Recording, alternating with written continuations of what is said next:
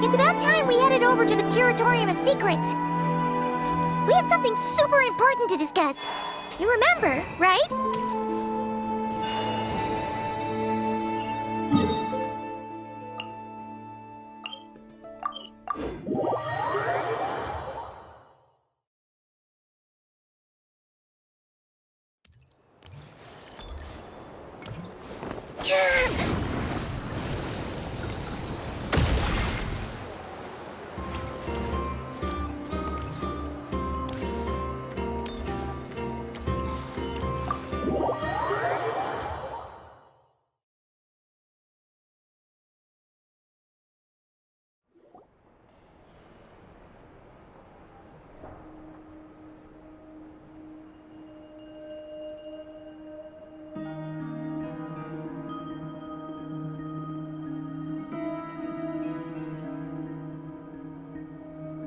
Looks like the gang's all here! Yep, all ready. How about you two? Green and good to go? Paimon's ready! Great, let's get rolling then. Great. Well, first things first. Wait. Someone's here. We heard your footsteps.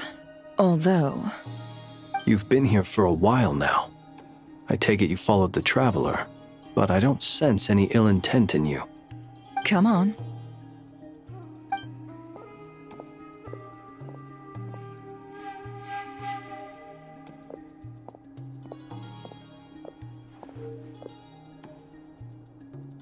I figured it wouldn't take you long to notice me. I come bearing news from my lady, the Knave. Dottore went through the motions of returning to Snezhnaya, but it was obviously a facade. However, he has not returned to the Kuvaki Experimental Design Bureau, nor has he made an appearance in Nasha Town. Well, in that case, he'll be in his lab way up north. I always wondered why he applied for his own private pad. He was planning this all along. Tell them that Sandrone and I will go on ahead. If they still intend to pursue this matter, they should meet us at the research center in the northern tip of Nodcry. Nice of Columbina's two best friends to think of us. We appreciate the heads up. Our sincere thanks to the VII for your aid.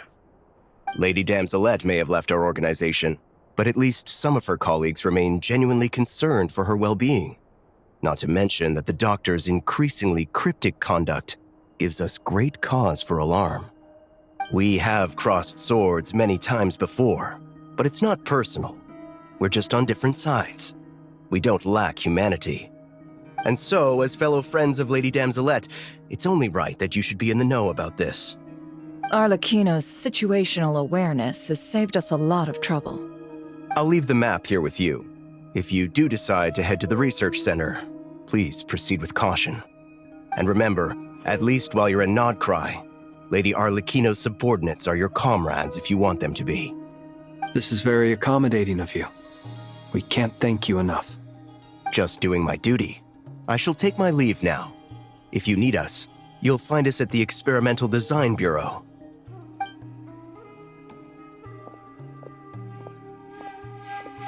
So, the Doctors left the Experimental Design Bureau and headed to some research center up north. Marionette seems to think he's been planning this for a long time. But when did it start? Before he even arrived in Nodcry? It seems his loyalty to the Tsaritsa is lip service at most. Behind the scenes, he may even be working against her. Whatever his motives, we know that he's decisive and incredibly ruthless. Facing him unprepared would be a recipe for disaster. At this stage, it's difficult to predict his next steps. I suggest we split into two groups. We need some people to stay behind and guard Nasha Town. Well, as much as I'd love to help, infiltrating research labs isn't really my area of expertise. But at least take Cool Your Jet's Ducky with you. It should be some help during the battle. And as for Miss Inefa, I suppose you will stay to protect Miss Aino? Detecting operational logic. Protect Aino. Priority. High. Just in case, Servarka, I think it would be best if you stayed behind as well. You can leave the research center to us. I mean, I would have said the Knight of Berea should probably be out on the front line, but okay, fine. Leave Nasha Town to me. Be careful out there, okay? If things get out of hand, fall back right away. Yehoda will be on hand to assist you. In my absence, she can handle any intel gathering work. You got it, boss. You guys make sure to get back here in one piece, all right? We will. Things are moving fast. We'd better head off soon if we hope to keep pace. So, it's infiltrate a secret research facility, or... Yeah, alright. Paimon will help out here instead. Sounds like it's gonna be a pretty intense fight. We all have to bring our A game here. So, anything you need to wrap up before we leave?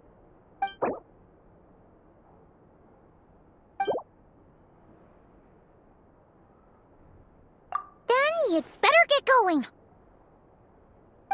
Very well.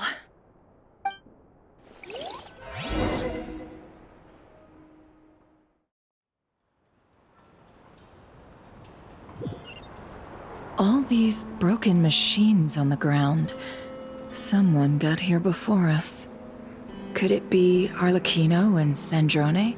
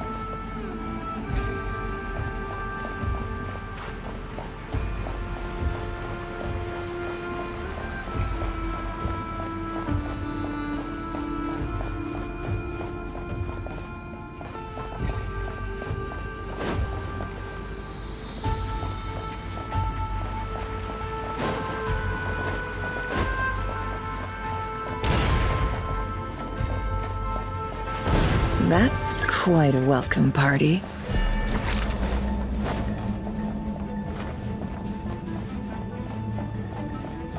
Wipe out! The long sleep beckons. Close your eyes.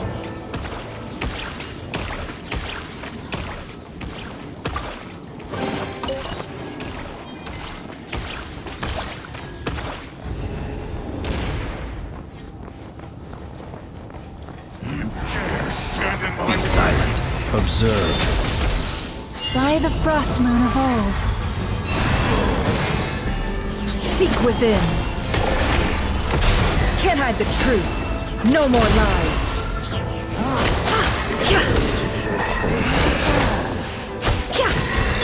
Close your eyes.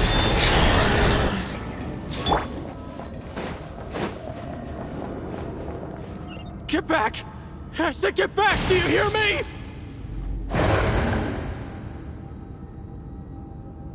Why isn't it working? No! Don't come any closer! Don't!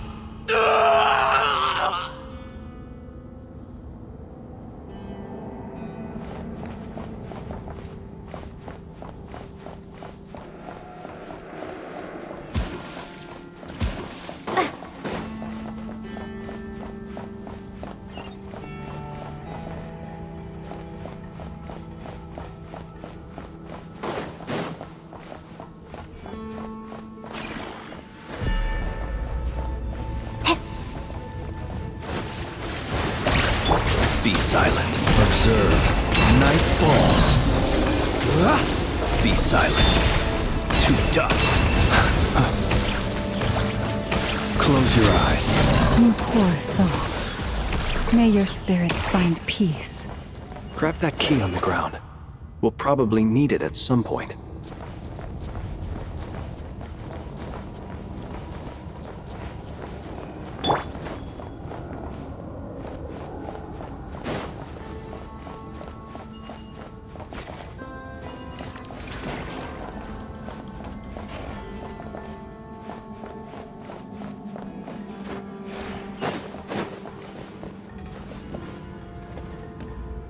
Watch out! Ugh, there's no way through. Let's go around.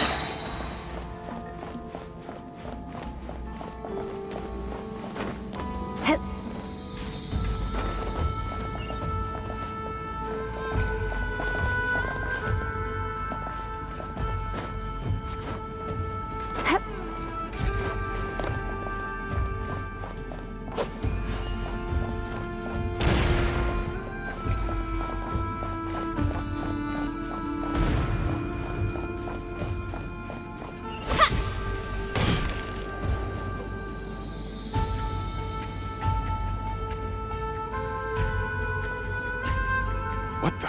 Trespassers? Here? What's wrong with you people? We're looking for the doctor, and we understand he might be here. I see you're fleeing the facility. You looking to settle a score with a doctor? Good luck with that. I don't think you have many chances left. Perhaps. But you might have a chance to live if you start talking. 2 other Harbingers had the same idea as you. They're already inside. But what good is it gonna do? The doctor wouldn't do something like this unprepared. Seems to me that you're not too thrilled about being his subordinate. Also, is it just me, or do I sense monsters nearby? If you'd prefer their company to ours, that can easily be arranged. We need to know what the doctor is up to. Please, if you know anything at all, tell me. This is about more than us versus the doctor. His actions could have consequences for all of Nodcry. And perhaps even your homeland, Snezhnaya.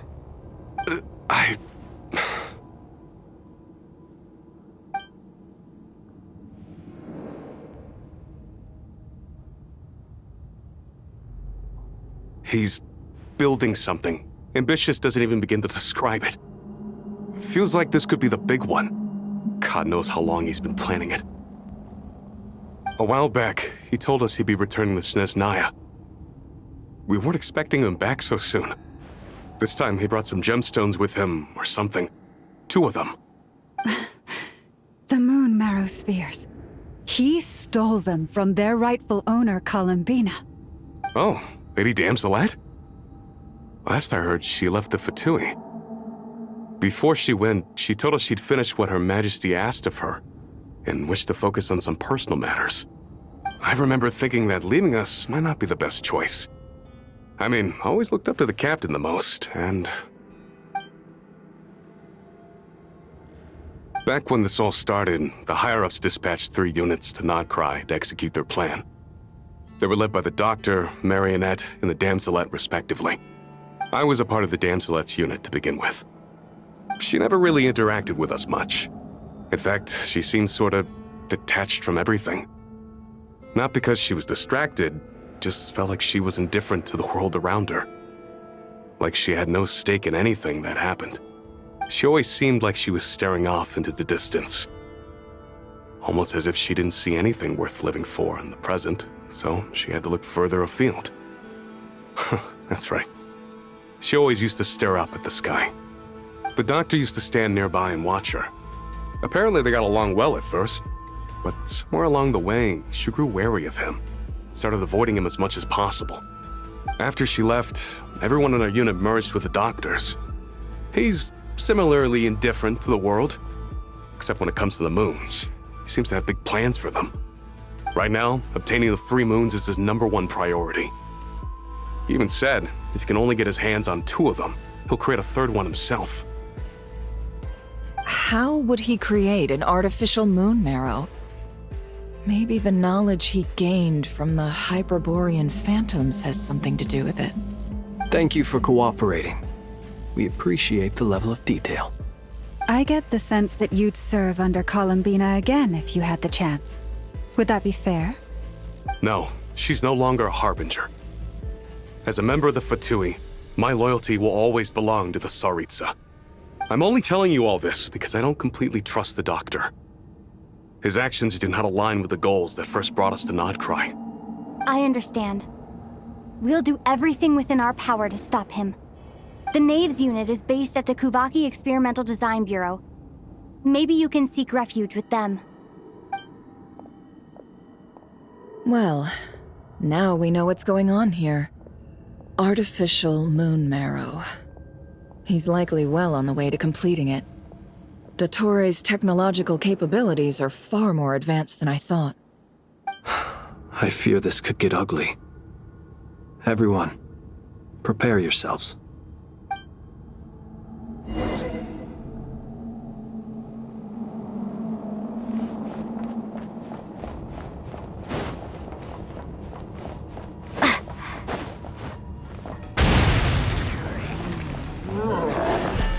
Bombs away!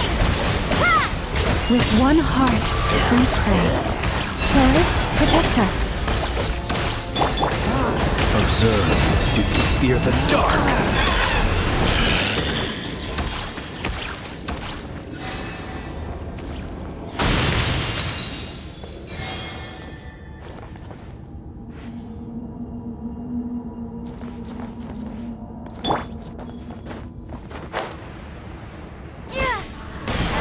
Water jet! You poor lost lamb. Be silent. Do you fear the dark? Observe.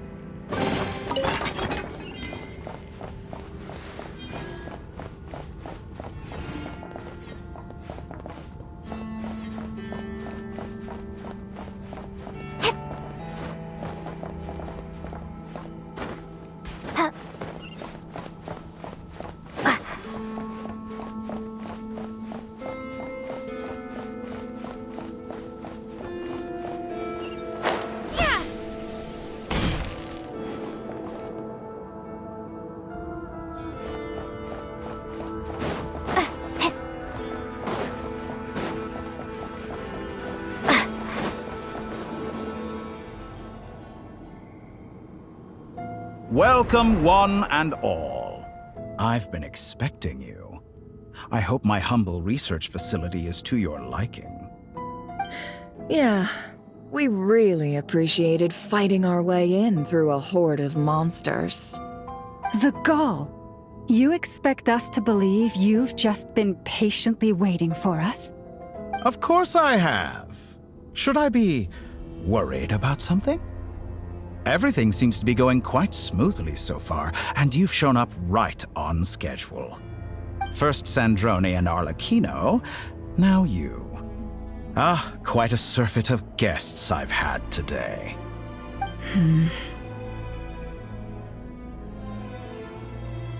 If you were looking for them, I should probably mention that Arlecchino disappeared as soon as she entered the facility. As for Sandrone, why, she stood right here only moments ago demanding answers from me at the top of her voice. Hardly out of character. She never was one for basic courtesy. But I have to admit, I was a little surprised to see her showing concern for someone besides herself. Does everyone you associate with undergo such a change in temperament? Speaking as a researcher, I have to say, it is not a change for the better. It threatens one's ability to remain objective. Well, since you ask... So you've got your hands on the moon marrow, and now you're claiming godhood. Don't you think that's a bit of a stretch, Dottore? I must protest what you are insinuating with that phrase, claiming godhood. I am not claiming anything. I am stating a fact. You're a researcher. I'm sure you appreciate the distinction between the two. Huh? Wait, you really think you're all that? You'll excuse me if I'm not being a polite little lady for you. We're colleagues. We both know what kind of person you are. By the same token, I knew you'd respond along those lines. You and I both understand that facts speak louder than words. To that end, I've had my people send you a small gift. It should go some way toward helping you understand my present position. What gift?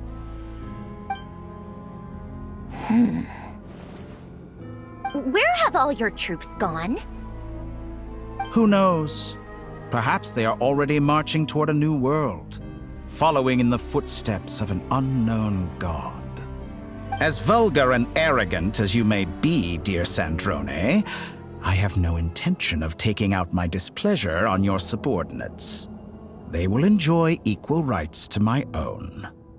You sent your people to the Experimental Design Bureau? That's the Tsaritsa's property. Yes, and I am very mindful of Her Majesty's instructions. But you know full well that they do not conflict with my present goals. In which case, all I'm doing is conducting another one of my experiments. Is there a problem with that? Now then, you have a judgment call to make. Am I simply lying to stall you? Or is it possible that every word I am saying is the truth? In which case, your subordinates really are in danger. So now you've turned on fellow Fatui soldiers. You're completely insane.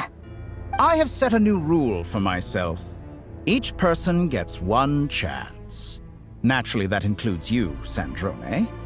If you wish to leave, I won't stop you. We are colleagues, after all. Scumbag!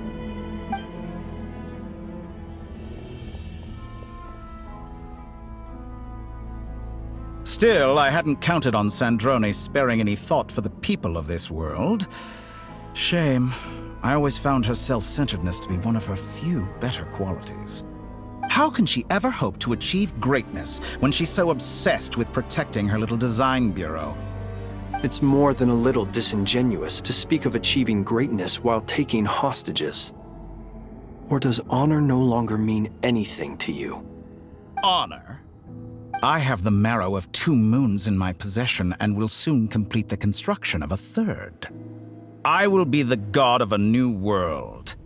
And you speak to me of honor? How charmingly naive. Those are sacred relics. You do not deserve them. In my view, many in this world do not deserve to be alive. And yet I mercifully permit them to go on living, do I not? You'll come to regret your actions. Will I now? Let's see if you can make me.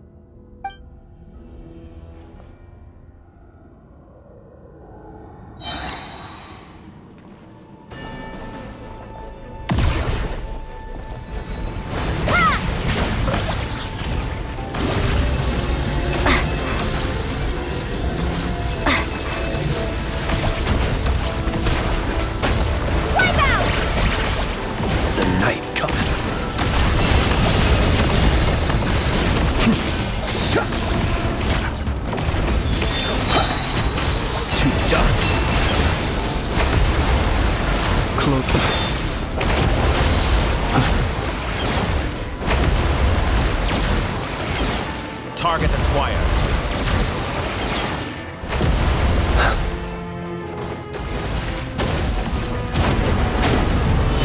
Arlecchino!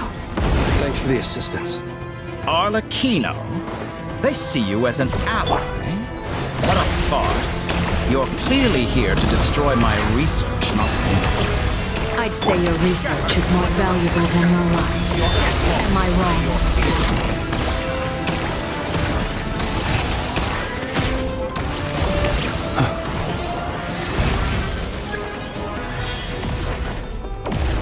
The deception ends here. Close your eyes. Is that the best you can Poor do? lost lamb.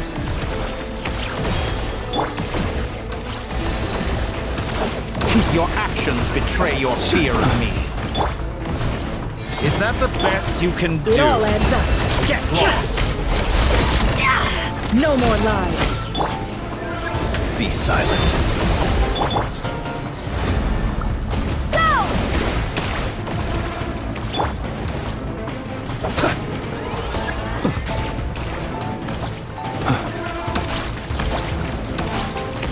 Get lost! Close your eyes. Do you fear the dark?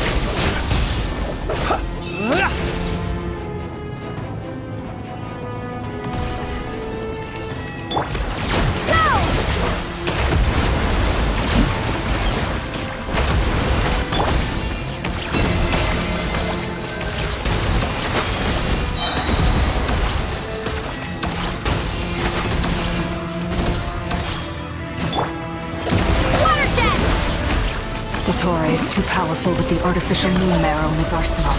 Fighting him is futile. Quickly!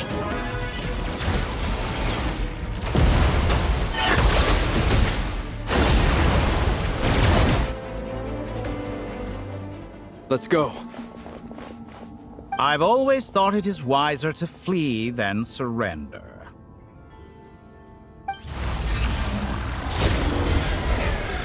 Watch out! What the? Forget about me! You should... Where's the traveler?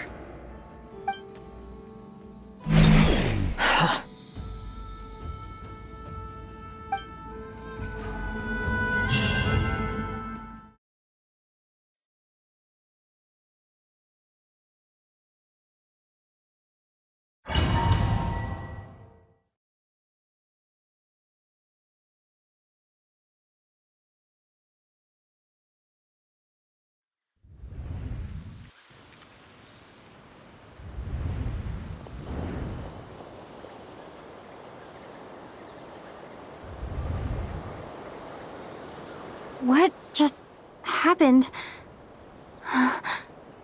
Nasha Town? How did I get here? Strange. I remember being trapped by Dottore during the battle, and now, all of a sudden, I'm here. Something weird is going on. I guess I'll start by exploring the area. Traveler? What brings you here at this hour? Huh? What are you in the mood for today? A hot dog? Or something else? We've got some special discounts at the moment. Want to see the menu? Sorry, I'm not hungry right now. Ah. Well, feel free to take a seat for now. Let me know if you change your mind. Everyone seems to be acting normal. Am I just overthinking? Oh, darling, look who it is. One of our regular customers. Get the traveler something to eat, would you, dear? Wait. Why is he talking like that? Well, I'd love to, but can't serve a customer unless they order something. Anyway, I take it your business is wrapped up? Yes, thankfully. It was a long trip, and it's left me feeling pretty exhausted. But the upshot is, I won't have to leave again for a good while. We can have some quality time to ourselves. Wait. These two are a couple? I see some kids around too. I didn't know they had a family. Hey there! I haven't seen you in ages! What's keeping you so busy? I've been looking forward to playing with you again. You forgot already? You're silly. Daddy brought you over to our house recently. We had some snacks together. What is she talking about? We've had a lot of customers over the last few days, so we've been real busy. And like my mom always says, Some people are more than just customers. They're friends. Oh, another customer's arrived. I better go see what they want. This is all wrong. I never once heard the owner of this restaurant talk about their family. It certainly isn't a family-run business.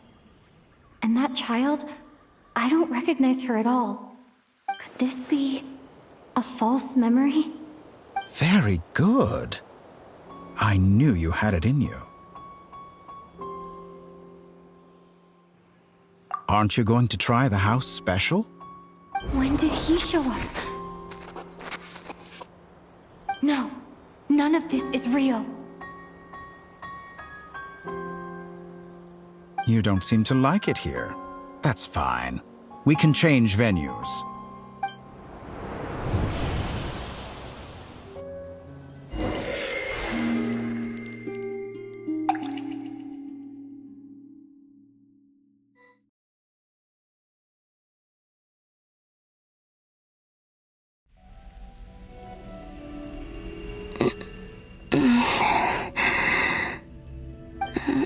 I'm still alive. Where is this place? It took all my strength to open the moon gate, and then I leapt into it. So this is the moon's reflection? The mysterious realm beyond the gate?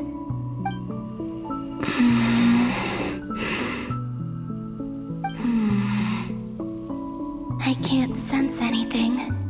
I guess I could try opening the gate once more.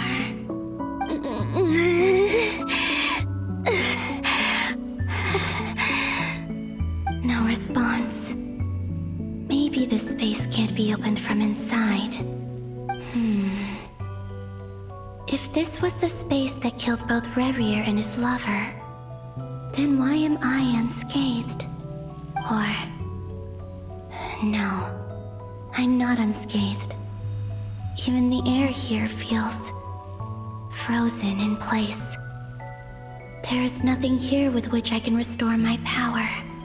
I should conserve my strength and proceed with caution.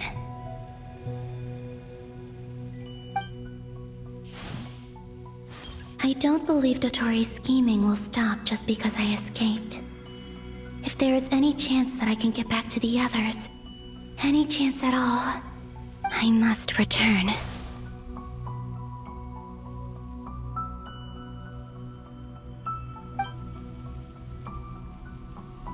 Emptiness, silence. What is this place? Or maybe the real question is, what is it for? What's this? Looks like it responds to my power.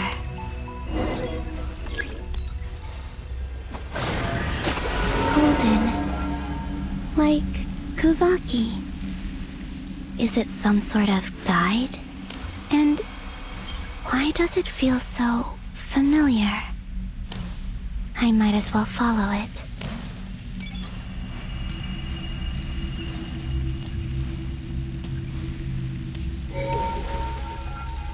Where does this lead? Could it be the exit?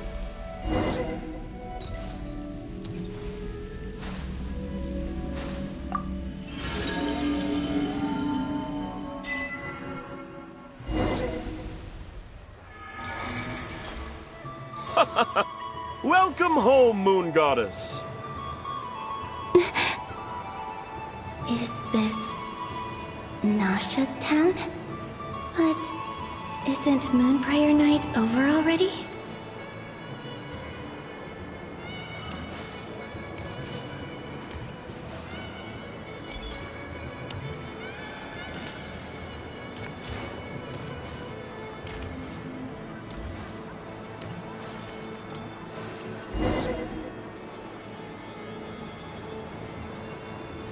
Goodbye for now, Columbina.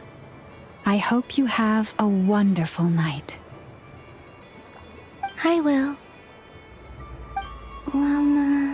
Everyone else. And... me? Are these... my memories?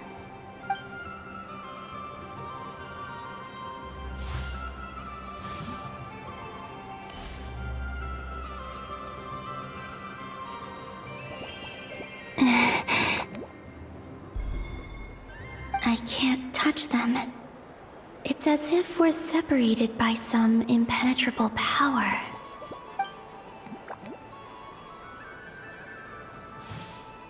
Over here! Over here!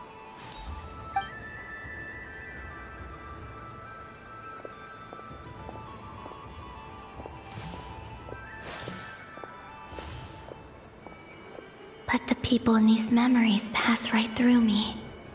Just like when I disappeared. If only I had known what would come to pass after that. Even so, I should still take a look around. Just being back here. It gives me the strength to keep going.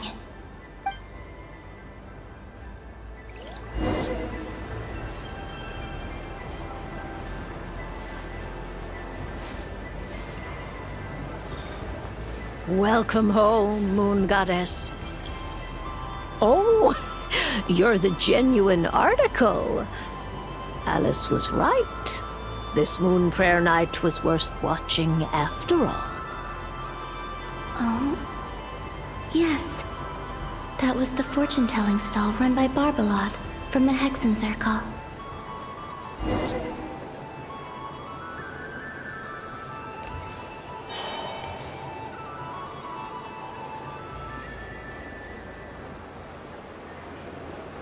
Please, draw the first lunar arcana. This represents destiny and is the foundation for the divination as a whole.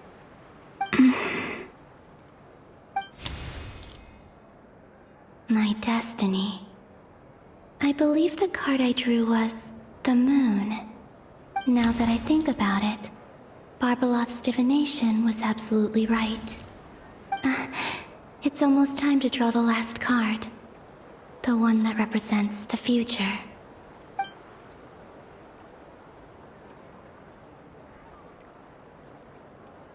That was the card that popped out on its own. From here, I think.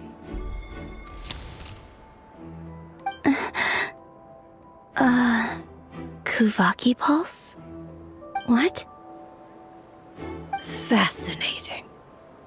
I've never encountered this before in my role as a diviner. What's going on? Did that card leave the deck? Because of my influence? All I did was try to touch it, and then... Maybe this memory space is not untouchable after all. Are there weak points in the barrier? Or... is it possible that there's more to this space than my memories alone? This card is death. I need to get to the bottom of this. I'll try touching something else.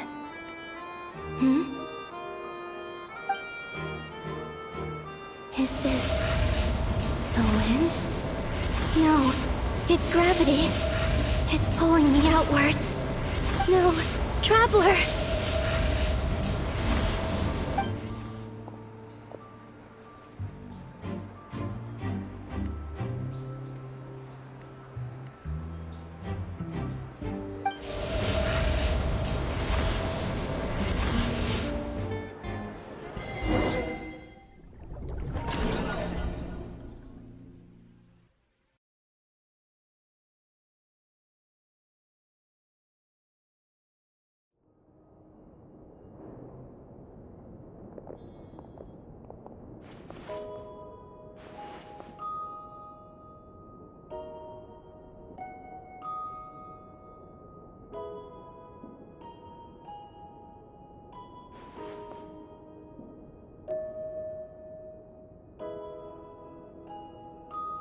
Haimon, listen to me.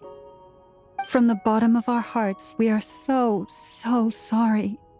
We completely understand how you must feel. The Traveler is trapped, and we all feel responsible for it. Don't say that! Haimon's not a little kid! You didn't leave her behind on purpose! There was nothing you could do! But... she's all alone in there! What if something happens to her? What are we gonna do then? We've barely spent any time apart since we met. If Is she gonna die? We must find a way to rescue her. We were all involved in the operation where she was captured, and we do not abandon our comrades. That being said, it won't be easy. Through conversation with the others on our return, we've arrived at a basic idea of what we're up against. Dottore lab has clearly been in operation for a lot longer than we realized. We found many monster samples stored there. In all likelihood, they were materials he used to research his latest technology. We also know that through his contact with the phantoms of Hyperborea, he gained knowledge about the moons and certain Hyperborean technologies. Using this knowledge, he then fashioned an artificial moon marrow to serve as a replacement for the frost moon beyond the sky. Unlike Columbina, Dottore is not being rejected by Teyvat. And even with 2 of the 3 moon marrows, his power far exceeds all of ours combined. Once his 3rd moon marrow is complete, Dottore will have completely seized the authority of the 3 moons. Teyvat's most primordial powers will then be in his grasp. Does that mean... I'm afraid so. No one could have predicted this level of insanity, not even from Dottore. And unfortunately, his insanity is coupled with an intellect and ambition that not even his peers in the VII can match. This is dire. Sounds like the world is done for. The 3 moons' authority can influence the very fabric of time and space. I dare not imagine what a monster like him would do with that kind of power. The trouble's already begun, I'm afraid. On our way back, we discovered that part of Nodcry is being enveloped by an unknown energy. We cannot ascertain what is happening inside. I'm convinced this is Dottore's doing. Not that there's any way to prove it. The issue is, we have no idea what his intentions are.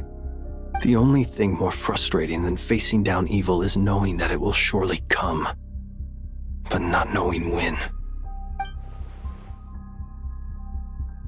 The Doctor is guilty of numerous crimes at Mondstadt as well. One of our knights, well, former knights, his father was murdered by Dottore. His ideology and methodology are a danger to everything in his path, from individuals to entire nations. He does not feel guilt, even when he acts against his own people. He doesn't see them as his own people, that's why. People like him see everyone else as beneath them. Right. He views other people only in terms of how they can benefit him. That's the basis of all his social connections. Granted, he's hardly the only harbinger to pursue their own interests. We all do. And Her Majesty is gracious enough to permit it. Still, her mercy has its limits. Dottore's actions have gone beyond even what the VII could have imagined. Usurping divine authority to become a god. For a servant of the Tsaritsa, that goes beyond being disloyal. It's treason of the highest order. We can't expect him to heed the Tsaritsa's will once he gains the 3 moons' authority. Even we harbingers consider him the most self-interested among us. Poor Traveler. Of all the people to get caught by... We have to go save her! Right now! Please! We gotta find a way! Paimon, I promise you, we are with you all the way. I get how you feel. I do. But it's gonna take more than strong emotions to take down an enemy like Dottore. What we need now is more information. Right. We can't even guarantee he's still at his research center. Before we can think about mounting a rescue operation, we need to confirm the Traveler's location. I'll find a way. Paimon knows, but... She's so scared. If anything happens to the Traveler... She might be the strongest person Paimon knows, but she's still human. She feels pain and bleeds just like anyone else. Then think things through before you stick your neck out. Unless you want to lose your head. Sandrone. Miss Sandrone, you're okay? Put the stuff over there, and be gentle with it.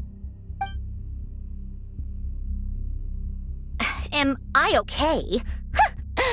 As you can see, I've had to move my whole livelihood out of the Experimental Design Bureau. It's been swallowed up by Dottores' energy field. If I'd left it any longer, I probably would have gotten stuck there. Ugh, Dottore always goes a little loco when he finds a shiny new toy. Not that he'd ever admit that. But this time, he's gone full psycho.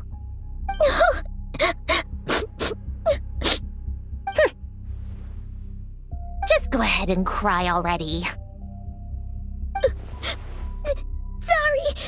Paimon's not trying to make a scene. It's just, she can't.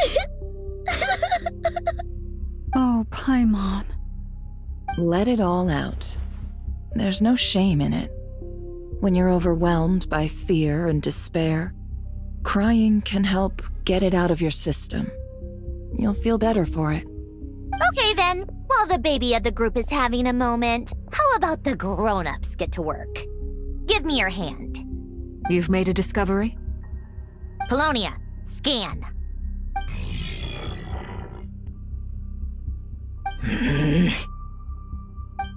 You, hand, now. Oh, I thought you'd never ask, my lady.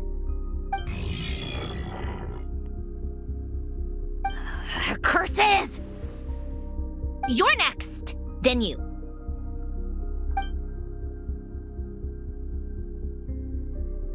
Dottore, you son of a... He's done something to us! Everyone who entered his research center has been implanted with some sort of curse. I don't feel anything unusual at the moment.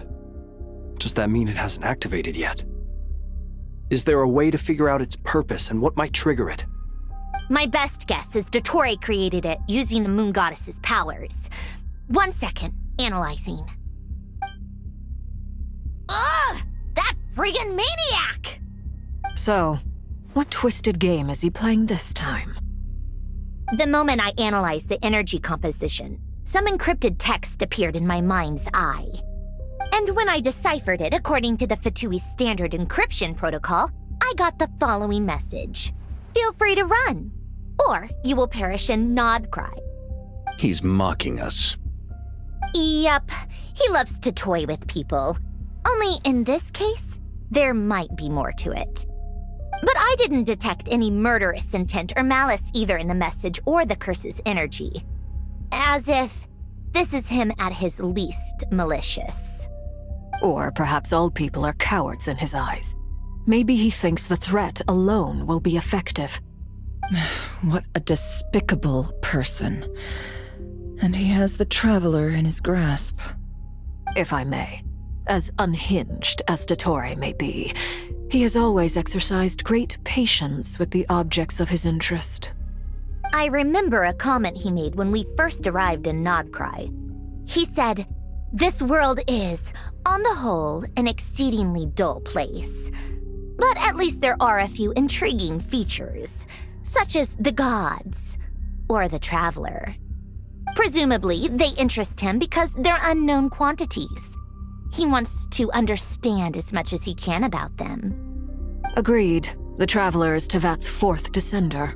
All Harbingers are aware of this. Since Dottore took such pains to capture the Traveler, he is unlikely to kill her right away. Okay, but we still have to do that rescue operation. Of course. I also think we need to read between the lines with Dottore's message. If he's encouraging us to run, that means we mustn't leave Nodcry under any circumstances. My guess is, his curse will only trigger if we leave.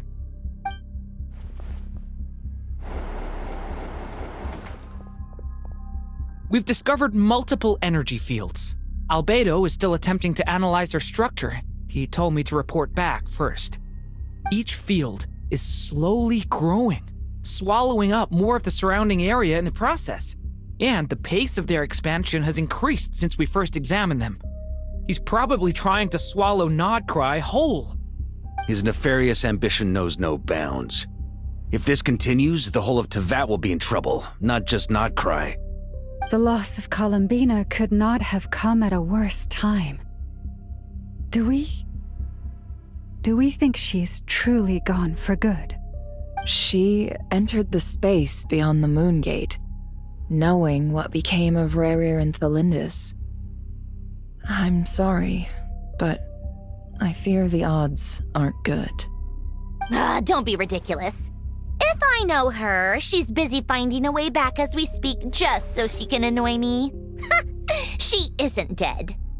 Whatever has become of her, the fact remains that we are two comrades short on the eve of a decisive battle. We need to find out the Traveler's location. But there is also other work to be done. Agreed. Whatever Dottore planning, we have to get the local populace somewhere safe. So, as well as a rescue mission, we have to organize a mass evacuation at the same time. It would be best if someone could approach leaders of neighboring nations and negotiate emergency asylum for Nodcry's inhabitants. Can anyone handle that? Snezhnaya is one option. I'll see what I can do. Guess it'd be so much easier if the Traveler was here. No! Stop thinking like that, Paimon. Paimon will join you. She's pretty well connected thanks to the Traveler. Maybe it'll come in handy. Either way, that's what the Traveler would do if she was here.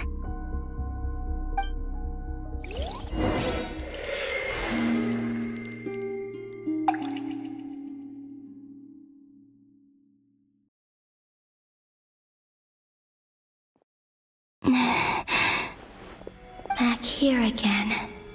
That gravitational force that pulled me back. Is this where it came from? When I saw that memory of Moon Prayer Night, I think I influenced reality. Was it just a coincidence? Or if only I could have sent the others some kind of warning on Moon Prayer Night. Maybe we could have stopped Dottore. I feel so heavy. Does entering that space consume a lot of energy? Well, even so, I have to keep moving forward. Back to emptiness and silence again. I should try and find my way back inside that memory.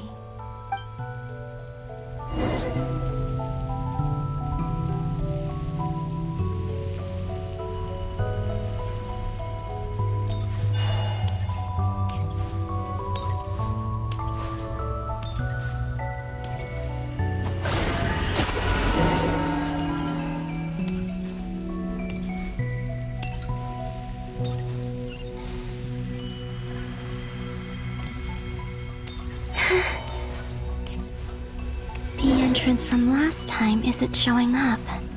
Looks like I need to gather these scattered fragments.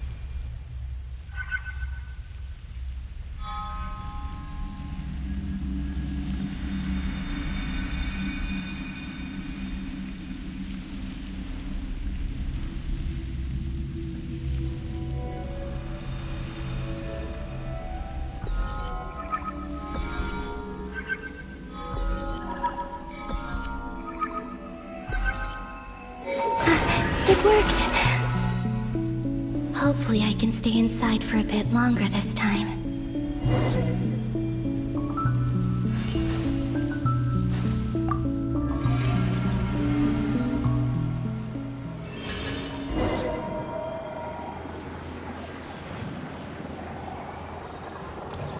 Ad Astra Abyssosque. Welcome to the Adventurers Guild. What? This doesn't look like Moonprayer Night.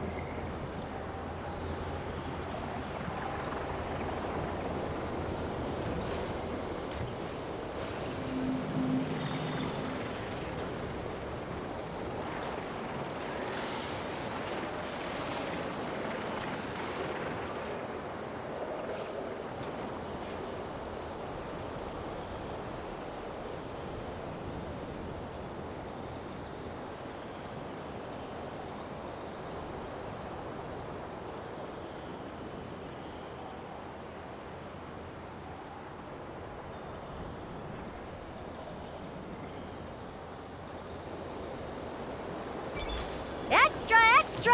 Latest issue of the Nausea Express! I don't think I've ever been here. Maybe this space isn't comprised of my memories after all.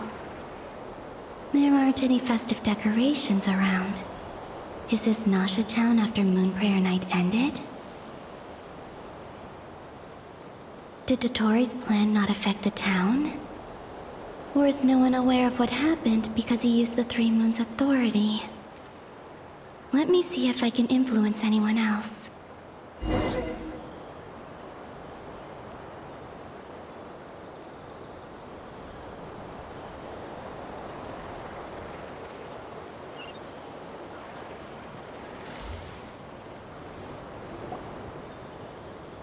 So, what do we do next? Wait, that voice. Paimon? The most important thing right now is to find that mage. Lauma the Traveler and Mr. Varga are here too. I'd better go pay the Fatui a visit. Traveler!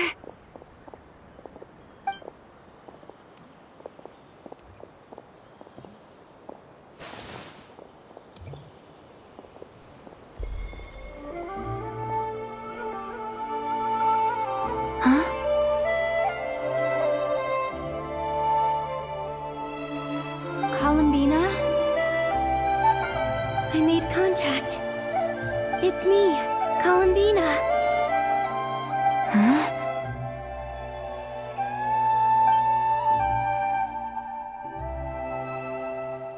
Traveler? Let's go! This is no time to be spacing out! Huh? Huh? Wait a moment. This has happened before. Huh? This is what happened when I disappeared. I stood right over there, thinking that no one would ever find me again. It was only when she called my name that I decided to follow them. But did she turn around because she sensed my touch just now? Is it really possible that from in here, I can change the past? If I keep following them, maybe... Huh? It's that gravity again.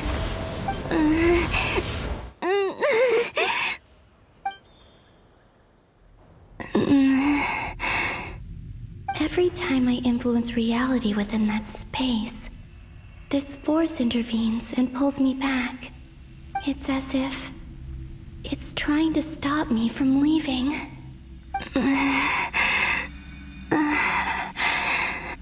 I'm getting weaker and weaker. I'll just have to try another approach next time. Come on, Columbina. Keep going. You have to tell everyone what happened.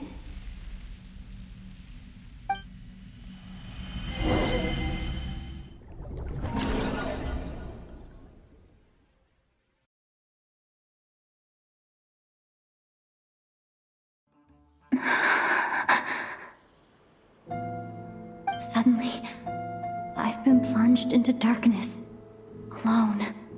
It feels strange, as if something has grabbed hold of me.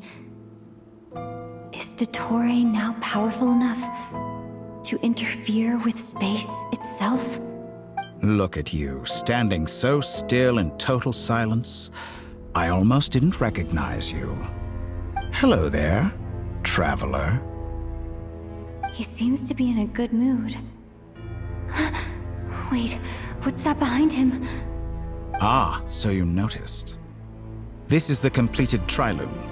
2 primordial moon marrows and 1 artificial specimen. You are wary of it. Good. Maintain that reverence. You performed well in that recent battle. Brave and reckless as always. Courage is the sign of a true hero, and impulsiveness is the hallmark of those who strive to advance. I say this not to belittle you. Most creatures are far more timid by comparison. 3 moon marrows. Does that mean the artificial one is now complete too? Well spotted. What do you think? For a replica I built myself, I dare say it looks the part. Dottore, are you planting illusions in my mind? I have no interest in fooling your eyes. On the contrary, I hope to show you the true essence of all that you see before you. Is this not a beautiful city? People live in peace and find joy in their work. The streets are safe. People can even leave their doors unlocked at night. You might say it is the Elysium everyone dreams of. All available data indicates your values and worldview conform with the mainstream. This kind of society should be quite to your taste. False beauty is deceitful. Lies are to no one's taste. I wonder, is it your moral standards that are too high? Or your expectations of reality? Answer me this. If someone existed in a sweet dream from the moment they were born, a dream in which they never once felt pain, which do you think they would consider superior? The dream or the reality? That's pure sophistry. It has nothing to do with your actions. As I suspected. You have yet to understand all of this for what it really is. What do you want from me? You sound impatient. Do you think the only reason I'm keeping you is because I want something from you? If it's not, then why haven't you killed me yet? No one can stop you if you're as powerful as a god. I'm delighted you recognize that fact. I believe we last squared off in Sumeru. Ah, the memories. How time flies. You and I have both grown. I'm not surprised that Arlecchino and Sandrone worked with you. You've always a way of slowly but surely ingratiating yourself with all levels of society. People laud you as a hero, but I suspect there's more to it than that. Oh, but to be clear, I don't say that to flatter you. Do you always give your opponent an appraisal before you deal the final blow? Call it a long-time habit. I'm a researcher, and one of my duties is to give an objective assessment of my subjects. But you misunderstand. We are not opponents.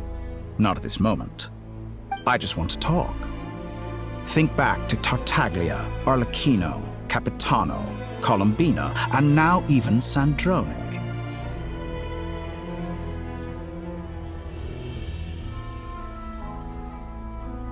You've worked with each of them in the past. I believe you can work with me as well. What makes you so sure? Well, why not? Should the good associate only with the good and the bad befriend only the bad? I like to think we could have a more mature relationship than that. Surely you don't think all your relationships are grounded in friendship or shared ideals? People come together because it benefits them to do so. If you think of the people you admire, you must surely admit that they have provided some benefit to you. Morality, ambition, dreams. People have plenty of words to embellish the nature of their relationships. But once you break free from those ethical frameworks, you will see that the only thing connecting the two of you is mutual benefit. And that is what I'd like to talk to you about. We're finally getting into it. He's probably been planning to kidnap me for a long time now. But for what exactly? He has the authority of all 3 moons. I won't be able to gain the upper hand in a fight. Best if I pretend that I'm willing to negotiate for now. You say you're a god, but you also speak of mutual benefit. What could a god want that the 3 moons cannot provide? Excellent question. But before I answer, I would ask you the same thing. Gaining Columbina's allegiance was a rare and extraordinary feat. But the Moon Marrows are now in my hands, and I have the edge over her. For this artificial moon is not being rejected by Tevat. Her identity and lineage may have been a thing of glory in the old world, but they were also shackles that prevented her from ever integrating into Tevat. I, on the other hand, you may view me as a thief, but I have overcome that limitation. So what is it that the 3 moons cannot grant you? What stops you from negotiating with me to get what you want? I don't make deals with lying psychopaths. That's quite an accusation. Are you expecting me to get angry with you? Well, this is one aspect in which my personal growth has served me well. In the past, my less mature self might have been disappointed, perhaps even angry, over a small setback like this. Like when you and Lesser Lord Kusanali joined forces to oppose me, for example. But things are different now. Just as the rich do not quibble with the poor, I no longer find myself perturbed by these trivial affairs.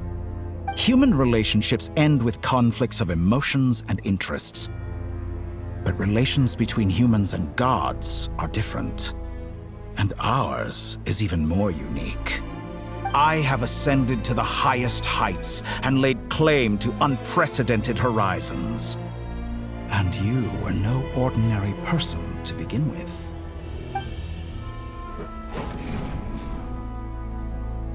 Allow me to show you the world, Descender.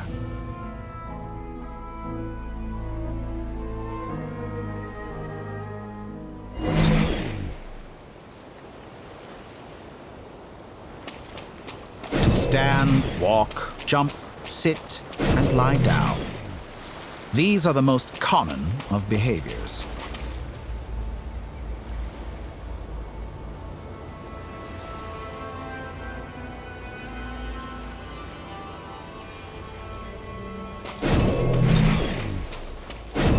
Have you ever wondered why we were born following such laws? Who stipulated that we could not fly instead of walk?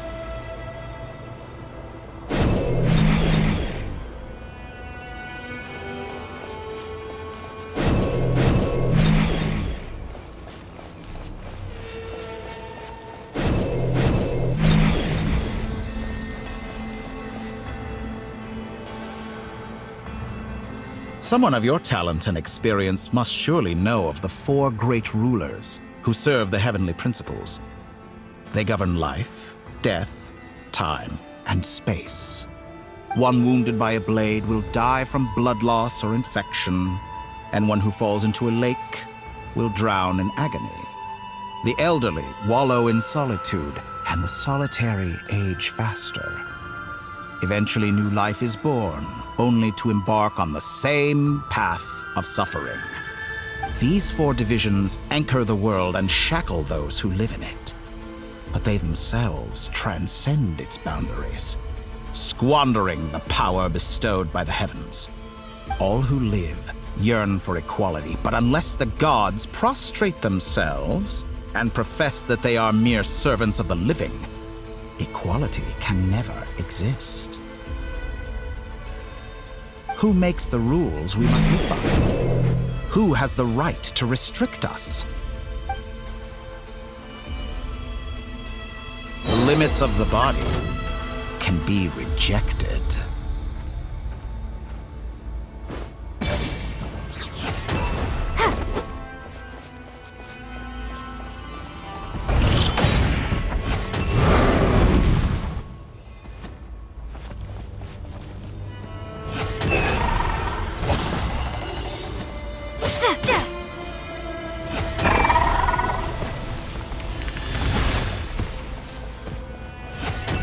does it feel to be among those with absolute power? You cannot conceive the extent to which your flesh hinders your mind and spirit.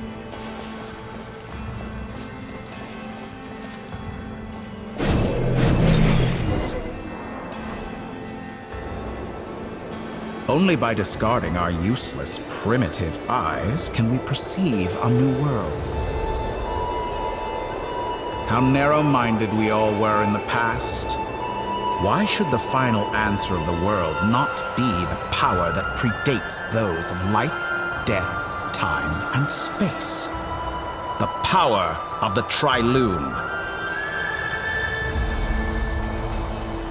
Through it, I have glimpsed new experimental possibilities. Nature suppressed, authority exiled, souls controlled.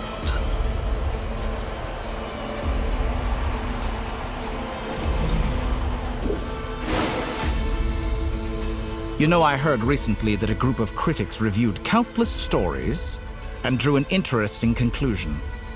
They found that it is more often than not the villains who strive tirelessly to push the boundaries of progress.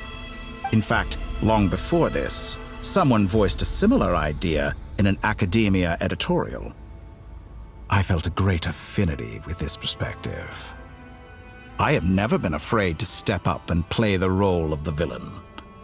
Fanatics are trampled down for their transgressions, and those who transcend are rebuked for their audacity. And so, the majority of creatures are too timid to follow my lead. But all sacrifices made during my experiments have been worthwhile, as you can now see. I can offer you something new, something unique, precisely because I am a villain. Think about it. We are eternally bound through mutual interest. Can you truly say you would never turn to malice if it could give you the life you dream of? After all, what value do perfection and purity really have? They are fragile and feeble things, utterly tedious. I say, better to be governed by a flawed humanity than a gnosis. The true seeker of knowledge is the villain who undergoes countless tribulations in pursuit of their goal. I'm sure many people have told you that you're different. Because I'm a descender? Exactly. Very clever. But what has that got to do with you? I do not conceal my wicked deeds, my selfish desires, or my greed. A true researcher must act as I do if they are to understand and speak of the truth. And yet, a knowledge seeker like myself will inevitably grow tired of studying Tevat beyond a point. You have traveled to all corners of the world and met many people. Along the way, there have been moments when you were misunderstood or even became a wanted criminal. And all the while, you have spent your days doing some of the most mundane jobs in the world. You fight and toil, claim minuscule rewards from my friend Pantalone, then you fight some more, winning some battles and losing others as your search goes on. And this cycle continues, with no end in sight. Surely you must sometimes grow weary of being stuck in this same loop day after day. We're completely different. I embrace everything that life throws at me. I am engaged in every step of my journey. How does that make us different? I too embrace what life brings, researching everything that interests me. Think of all the novel things I've managed to create, like the artificial moon marrow. Don't you see? As unique a specimen as she was, even Columbina is not irreplaceable. Take that back. She's gone because of your actions. I didn't say that to anger you. Though admittedly, I don't see what there is to be angry about. Anything Columbina could do for you, I can do better. I know what your ultimate goal is. You wish to walk the path your brother walked and seek answers from him at the end of that journey, don't you? Some someone like you could never understand what it feels like to care about another person the way I care about him. Perhaps not. But that doesn't mean I can't help. I could find your brother right now, bring him before you, and make him give you the answers you seek. Don't be so presumptuous. You'll never begin to understand the situation between us. Oh, no. This is no presumption. I'm only offering what I know is possible with the power of the Trilune. But it seems like you would sooner continue with your journey through this world. Why? Do you truly desire this journey? Or is it simply a necessary process from which you cannot escape? Think of all the time and energy you have spent, everything you've had to endure just to make it this far. Is this really what you want? Or has your hand been forced by the promise of that final answer? Yes, you have made many friends. But do they ever spare a thought for the void in your heart and what it yearns for? What you want is not friends. It is family. But do they know this? I, on the other hand, am far more considerate. Join my experiment, and in return, I will bring your meaningless journey and all its struggles to an end. This is a malicious attempt to manipulate me. But at the same time, he's stating some very human truths. Of course, he's right about my predicament. How can I deny it? I have faced ungrateful strangers, never-ending troubles, an endless quest for answers. I want to see him. After everything I've been through, words can't describe how much I miss him, how much I want to be reunited with him. Wherever you are right now, do you miss me too?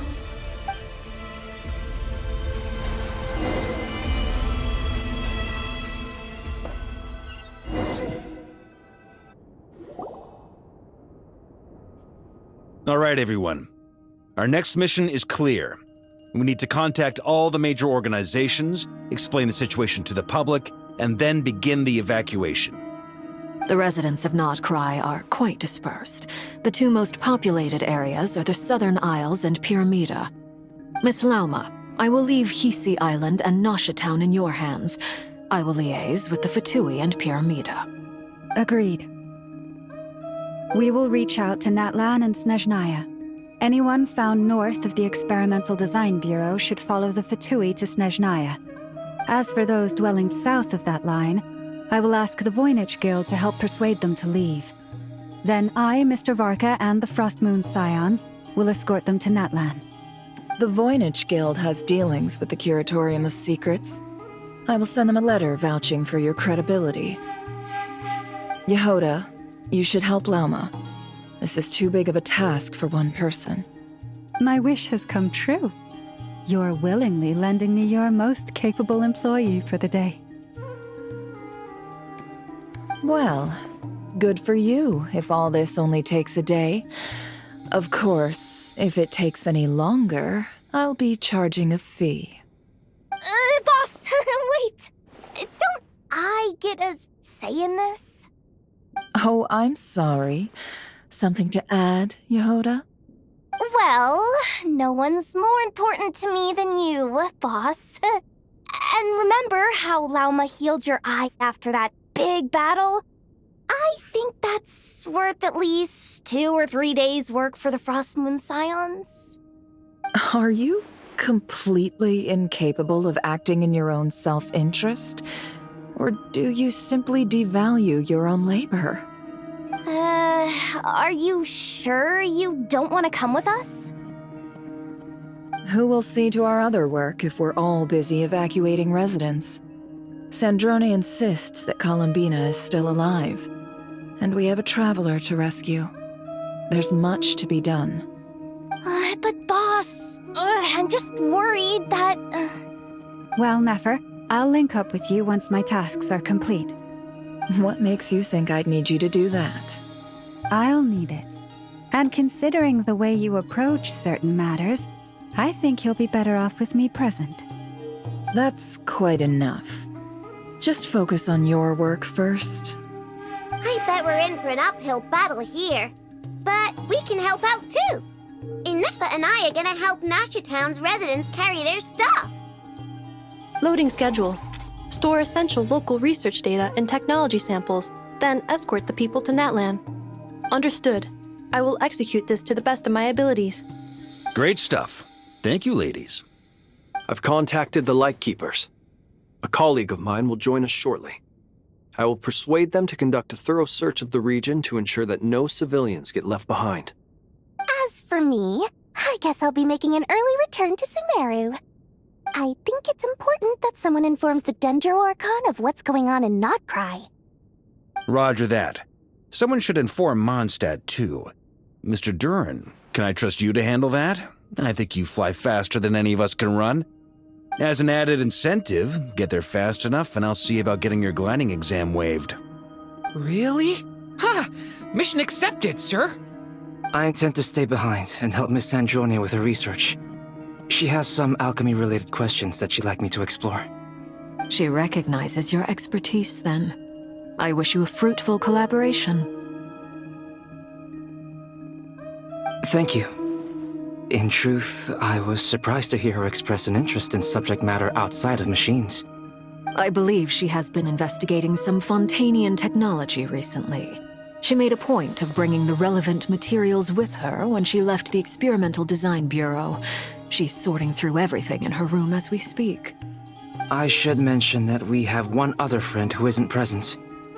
He hasn't made his position in all of this clear.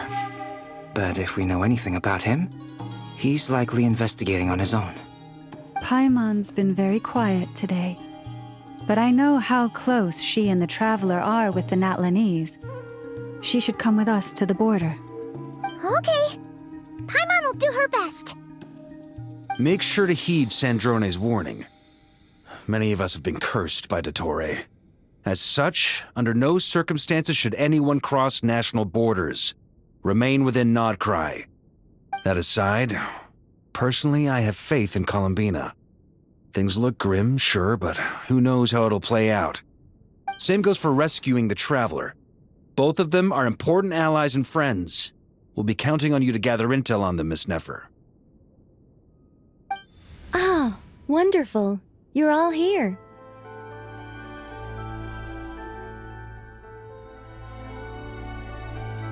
That voice again! Nicole? Whoa, that was loud! And it came out of nowhere. So mysterious. Sorry, this is the only way I can speak to you all right now. Please accept my apology. Anyway, time is short. I'll cut to the chase.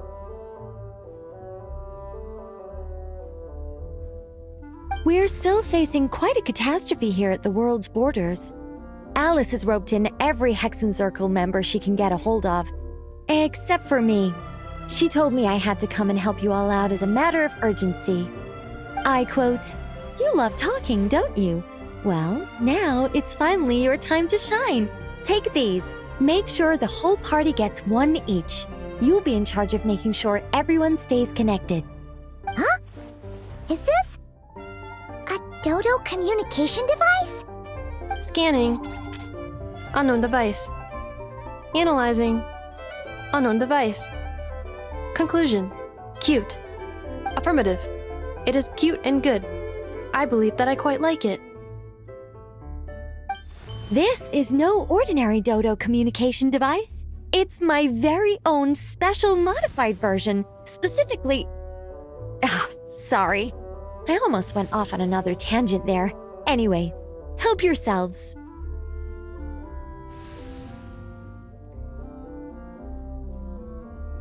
It will allow us to communicate over long distances within Nodcry. No more worrying about shuttling messages back and forth. What astounding technology. Am I right in assuming that it relies on your personal abilities to function, Miss Nicole? Yes, exactly. Right on cue, Albedo. I'd love to brag to you all about how it all works. But no, next time. Anyway, I'll be right with you all, serving as a communication hub. That's all from me. Head off as soon as you're ready. I'll be staying here to keep watch, and I'll be sending you my blessings.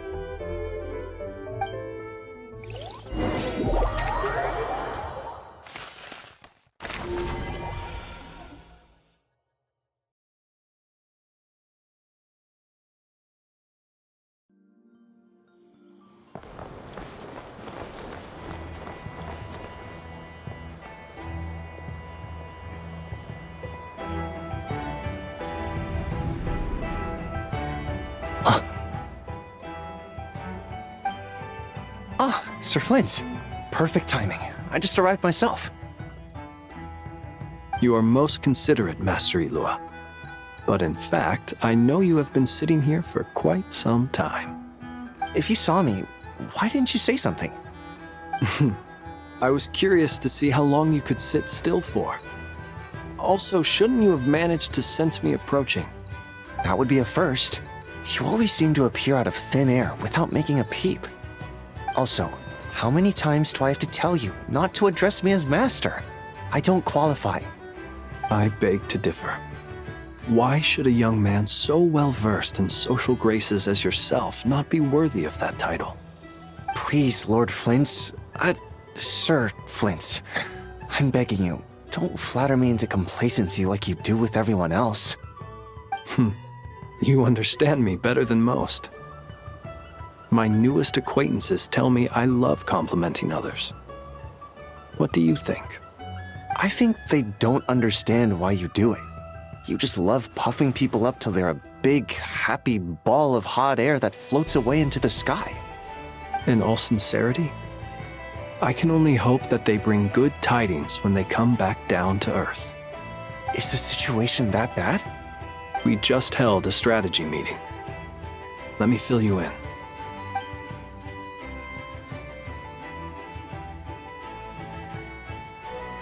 In short, we need everyone gone from Pyramida. We also need a team of Lightkeepers to scour the more remote regions of Nodcry for civilians to evacuate. I only hope we have enough personnel. We do. Old Man Nikita will definitely help, and we can recall anyone out on patrol to focus on this instead. Good.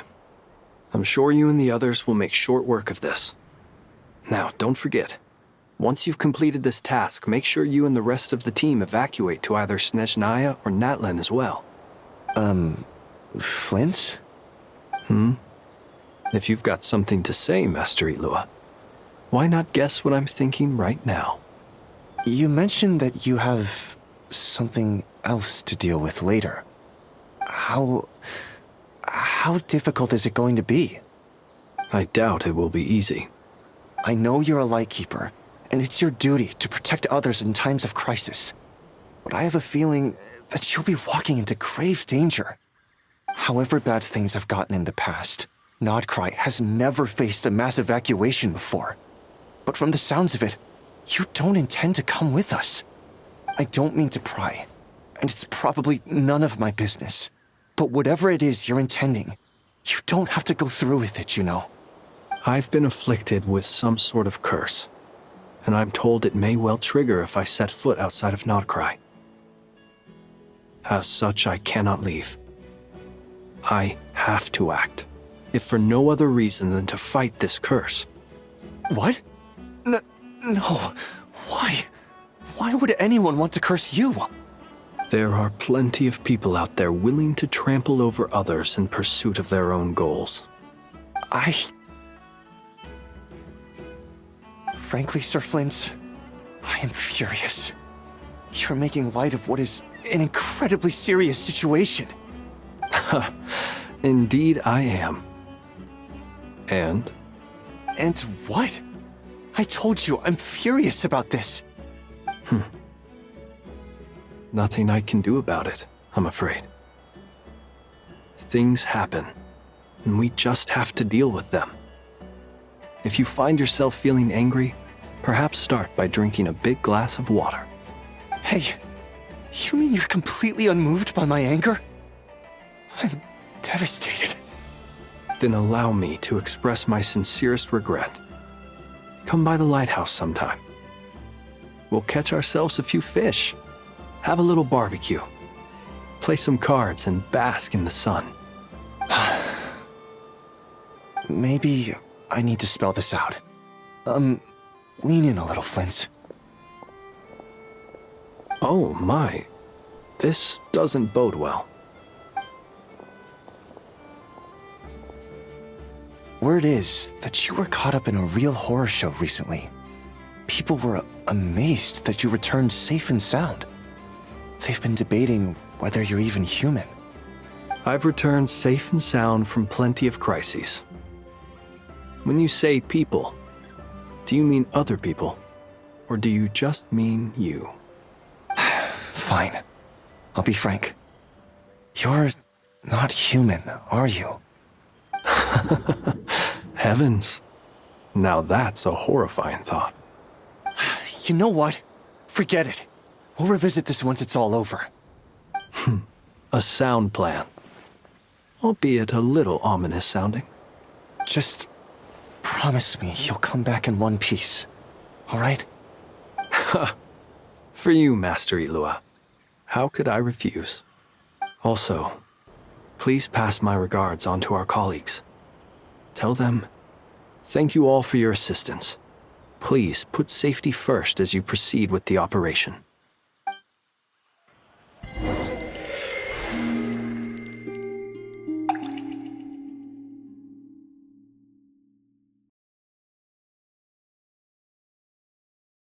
I have to keep searching for a path toward reality.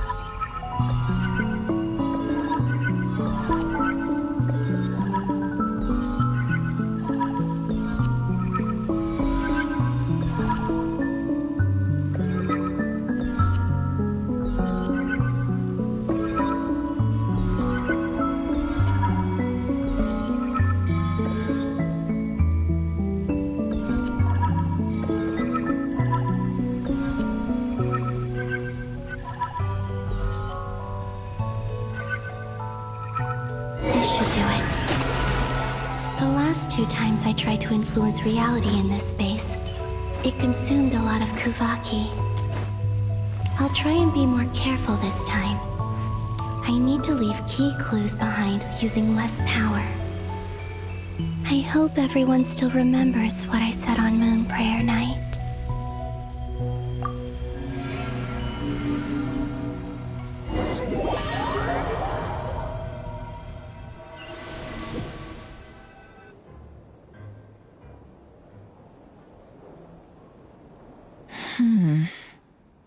Nothing here either.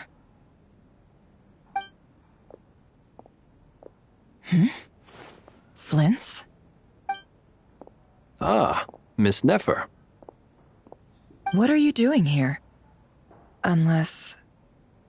I just spoke with Itlua about arrangements for the search and came for a walk nearby. As for you, why would... It appears we think along similar lines. And neither of us likes to accept things at face value.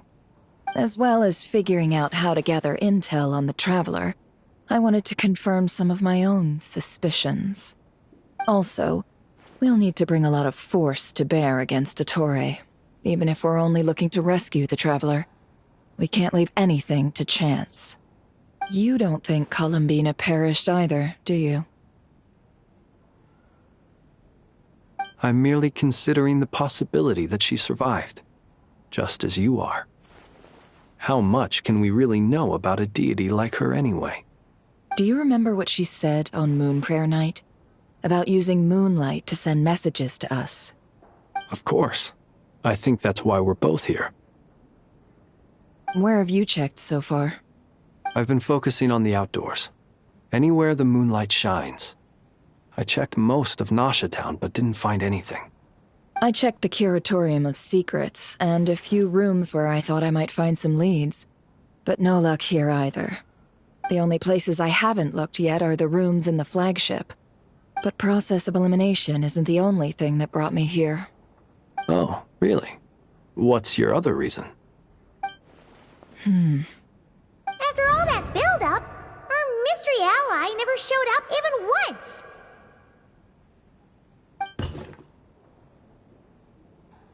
Huh? Am I imagining things?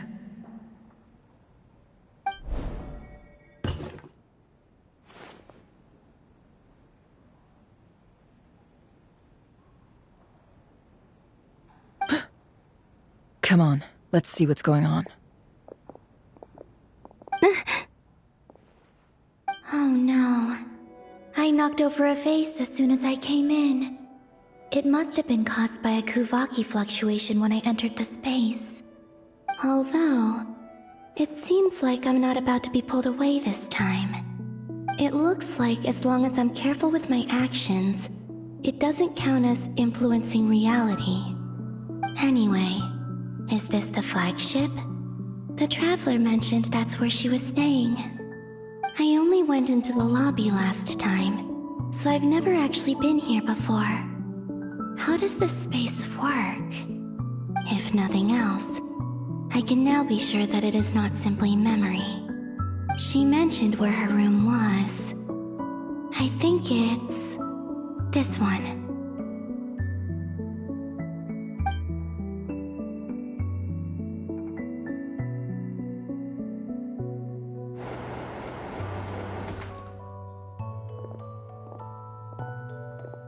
The door is closed. But if this is anything like when I disappeared, then maybe...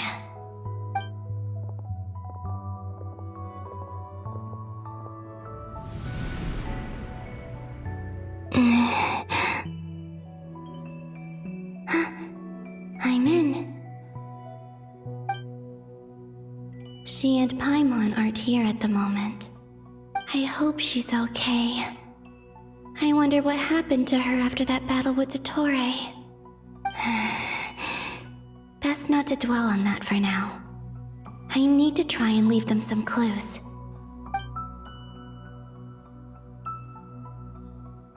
Please, Traveler. I really hope you find this.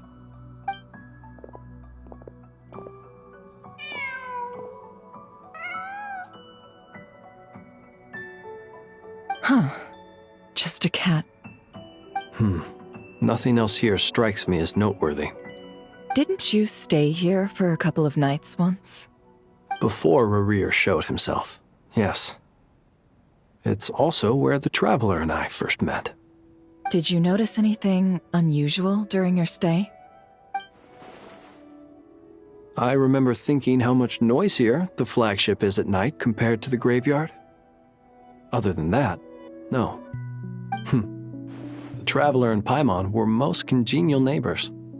This is where they've been staying, yes? Over here? That's right. I wouldn't usually condone breaking and entering, but we can make it up to them later. Focus now. I have to write a message on the wall using Kuvaki, just like I said on Moon Prayer Night. Simply open your windows on nights when the moon shines bright, and the moonlight will naturally flow towards the words I have written. Here goes. I'll need to carefully control my strength.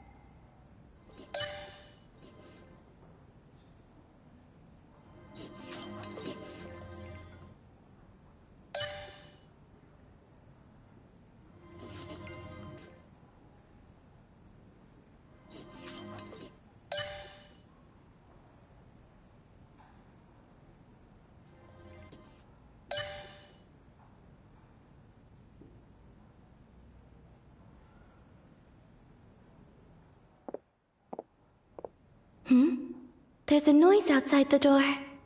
Is she back?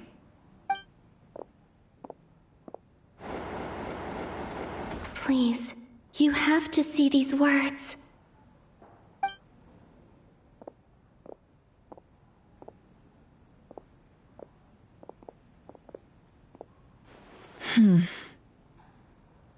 Well, do you sense anything?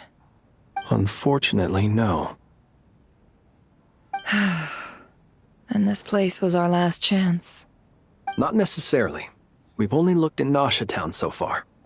Miss Columbina said she would leave messages at her friends' dwellings. It's still worth checking where Miss Lauma lives and where I live. Let's try and make some time to look into those then. Wait. What are you waiting for? Paimon might have overeaten slightly. What's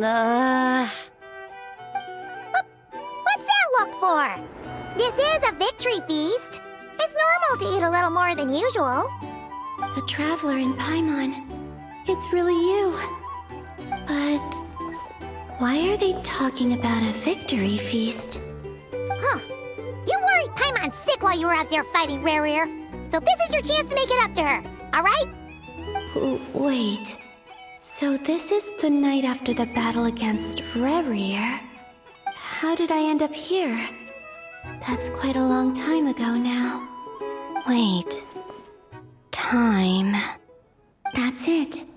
Every time I've entered reality within this space, it's been at an earlier point in time. Every one of those points has been before I fell into the moon's reflection. And everything I've done to affect reality really did happen in the past. Does this mean that within the moon's reflection, time flows backwards?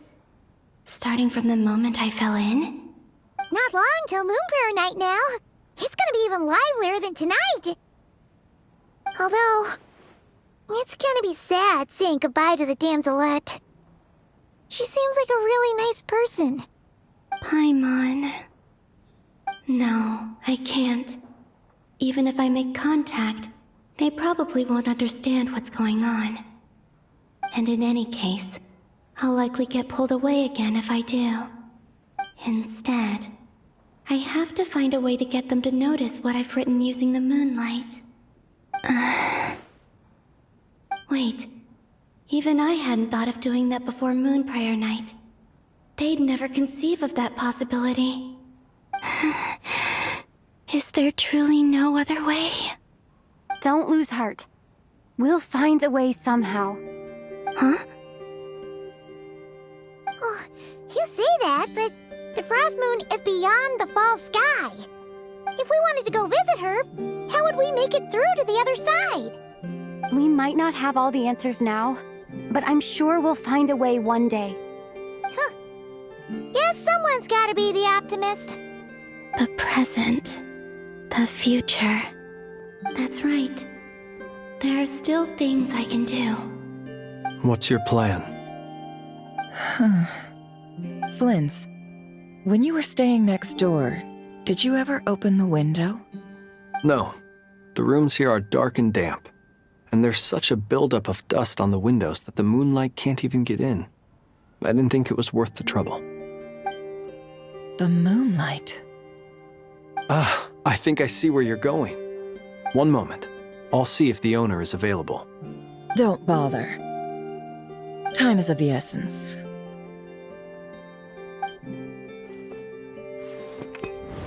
Time. Even if no one sees what I've written at this moment, maybe someone will remember what I said after Moon Prayer Night. I need to write down as much information as I can. And maybe one day...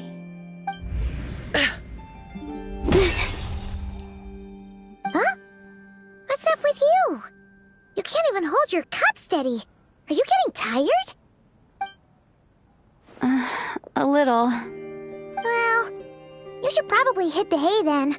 You've had a really tough couple of days for you.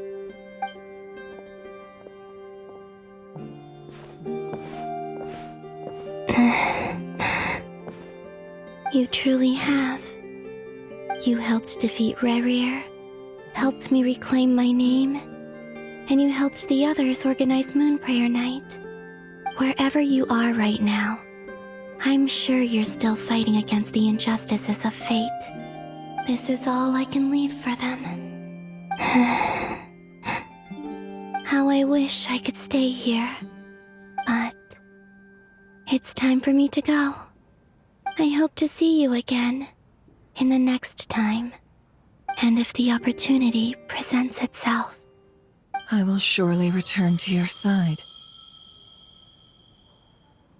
Huh. Columbina. She's alive. Not only that, but she's left us an entire wall's worth of clues. She even wrote down what would happen on Moon Prayer Night. It's just a shame we found it too late. I am here. Time in this place flows backwards.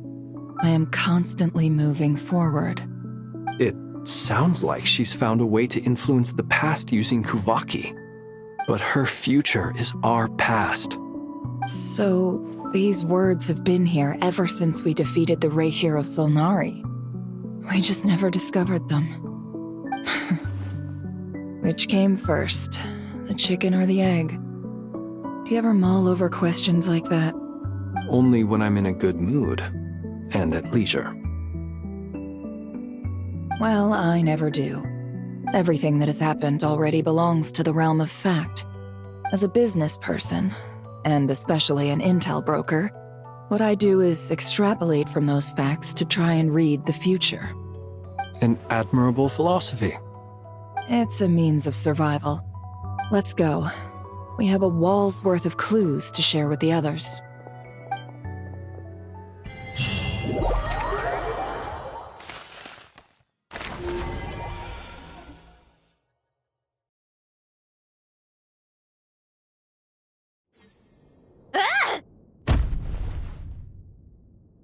It appears that the doctor's energy signature has changed to something similar to Kuvaki, but not like the Kuvaki we're used to. Nodcry's Kuvaki devices will only have a limited effect on it. I can see why you've chosen to place your hopes in alchemy instead. Also, I must say these books are rather profound. My subordinates just shipped them in from Fontaine. Some of them are from the Narcissenkreuz Ordo. Some are incident reports from Petrichor, and then there's a few test reports for these junk machines. Additionally, after some further scanning, I've discovered something extremely annoying. What's that? Teyvat's skies contain multiple moons. A long time ago, when I did my first scan, I detected 3, just as the legends say. But when I checked again just now, I detected 4 moons. So there's one extra? Yeah. Originally, I thought that if I could still find 3 moons, that would at least mean Columbina's still alive. But then it occurred to me that apart from the frost moon, Teyvat's moons are just husks. And husks surely shouldn't show up in the scan, since they're not alive. It's weird, isn't it? If we can't even distinguish between a dead and a living moon, how are we supposed to know whether a moon goddess is still alive?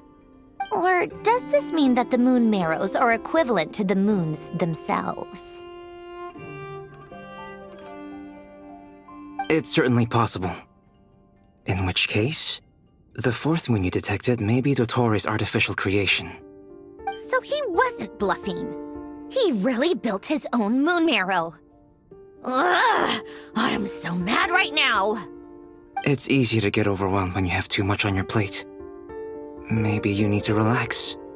Perhaps try going for a walk, or simply take a few deep breaths. Nothing can calm me down at a time like this. I need more time, and I need progress.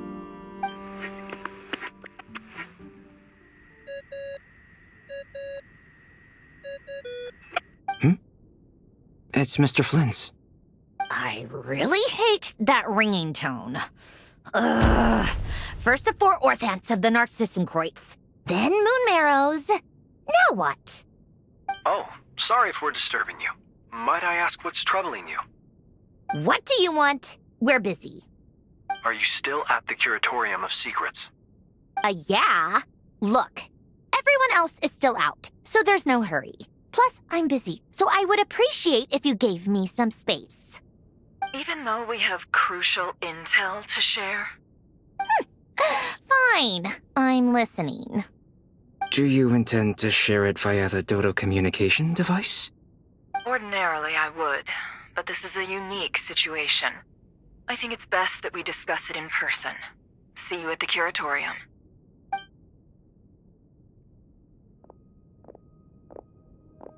All right then. So, what's the situation? The rest of the team is still out working on their missions and evacuations, but we've decided to fill you in on the most crucial information first. Sandrone, you were right. Columbina is most likely still alive.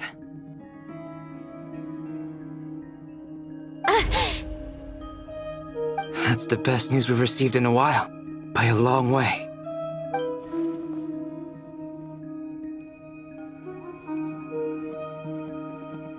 Random locations. Appearing in reverse order? Are you serious? So not dying isn't enough for the moon goddess, huh? She has to show off too. Anyway, does this mean we can deduce her condition from the moon marrows? Miss Sandrone, there's nothing wrong with simply admitting that you're happy to hear the good news. I'm not. And she's the least of our problems. We're facing a huge crisis. If she can't control the flow of time in there, she's just gonna keep moving backwards. Different points in time won't intersect, and she'll never find a way out. Let's say life begins with a drop of water. When did time begin? The moment this planet came into being? No, that's not right. Her final destination would be the moment at which the space she is in was created. But it doesn't seem like we can influence that space from the outside world. So how can we help her? Also, if she's alive, Rerir and Thalindis might be too. But as far as we know, neither of them have come back out. That space may not have an exit at all. I'm afraid I must concur with Miss Nefer in this. Can't exactly argue with that. Let's leave it there for now. I've taken notes on everything you said. Will it help with your research? I doubt it's gonna help with breaking Dottore energy fields. But who knows when it might come in handy. Better to have it all written down than try to remember everything when I need it. All right, I need to get back to my research. Mr. Albedo has made a lot of suggestions that will require my undivided attention. Sure, I'll stay here. I have things to work on.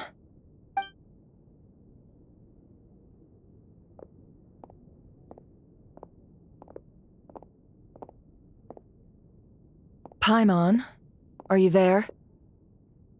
Oh, right. She went with Varka to Natlan, didn't she?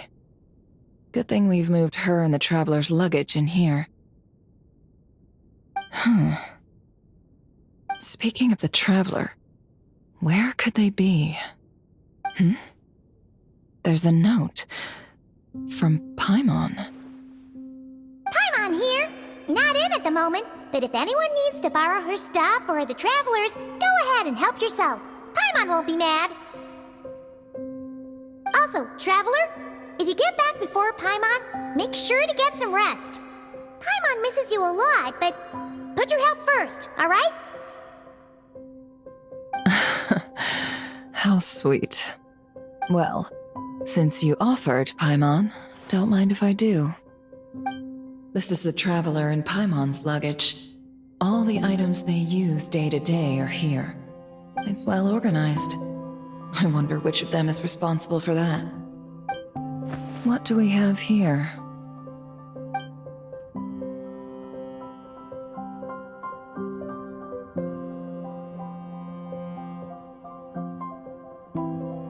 The camera captured a special moment that can only occur between people who are close to one another. You can really sense how the photographer feels about their subject. I wonder why this picture was placed outside. Is it because Paimon recently looked at it?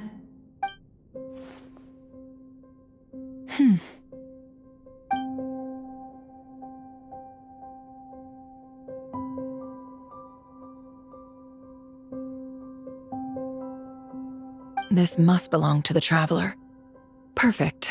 I'll use this. Hang in there. We'll find you.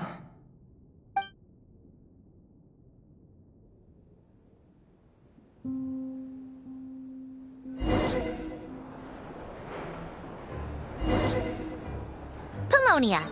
Search keyword world formula and bring me all relevant books.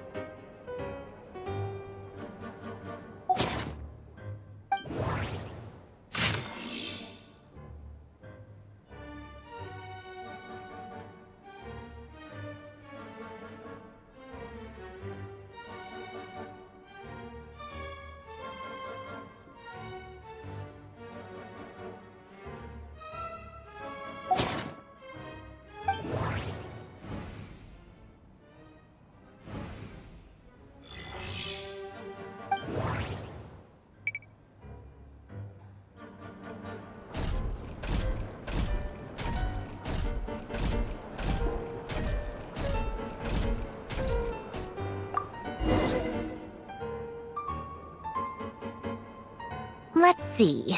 This one is on Tonki's sermon dictation concerning the apocalypse.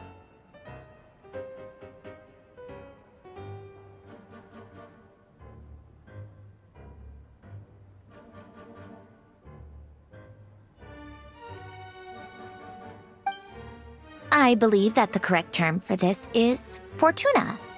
This was an ancient Romorian technology, a wisdom unparalleled.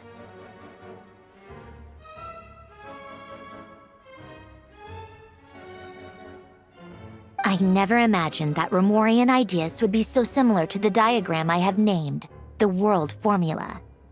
This is strong evidence that human civilization should gradually shed possibilities as it continues to explore and evolve. The end of humankind may well be upon us right now. The sparks of civilization shall run out, unless we consider introducing variables from outside the system.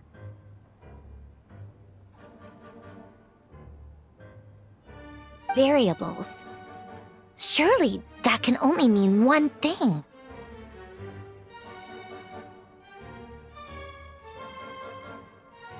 Descenders?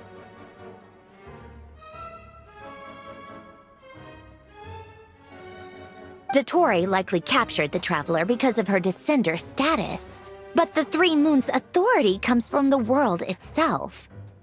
Why would Dottore need anything beyond that?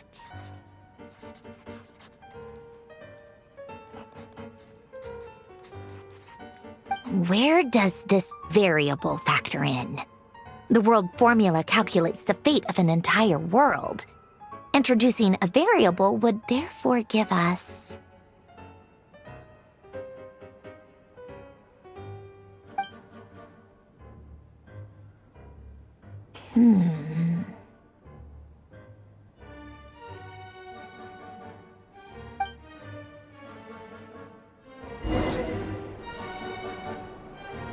Polonia, search keyword pathway and bring me all relevant books.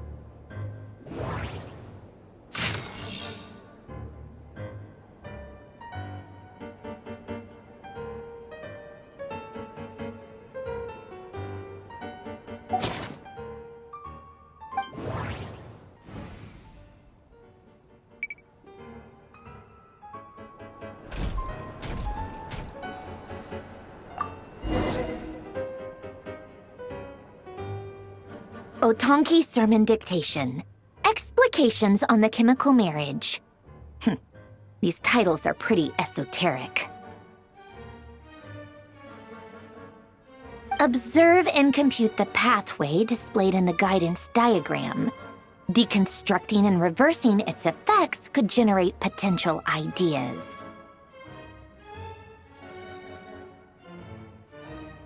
So, it's one of Renee's draft lectures. Deconstructing the pathway. I suppose that could lead to a breakthrough.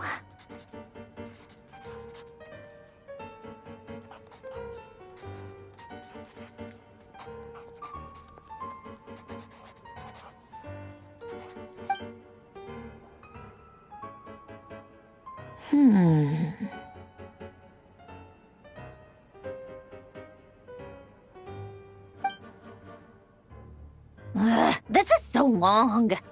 This guy sure loves showing off his knowledge.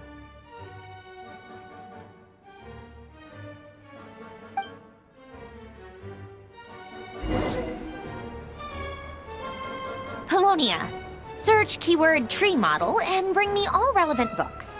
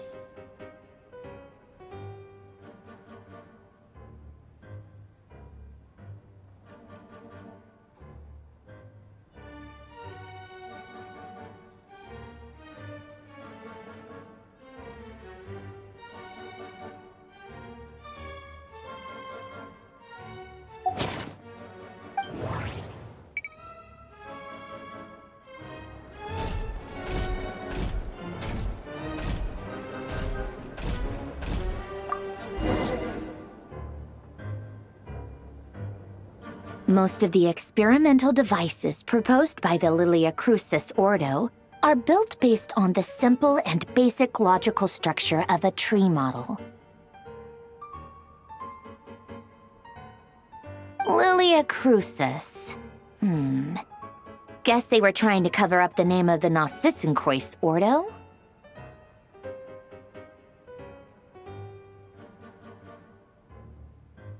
When Duke St. Germanus departed, he said, "It seems that there's no going back." Alas, he is only a genius when it comes to machines.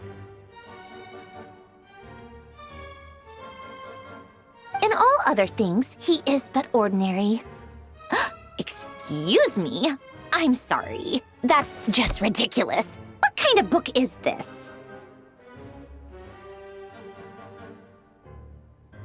Great Detective Herlock, the Alchemist and the Clockwork Saint? Isn't this a novel? Come on.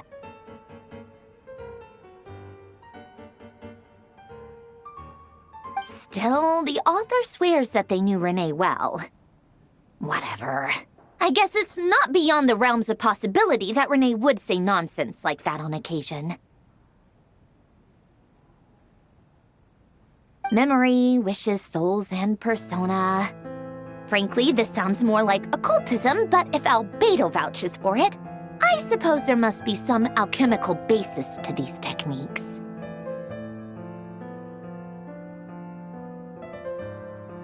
The way Alain Guillotin saw it, the world was comprised of machines. The universe needed machines, and thus his technologies were created. That's why I was born.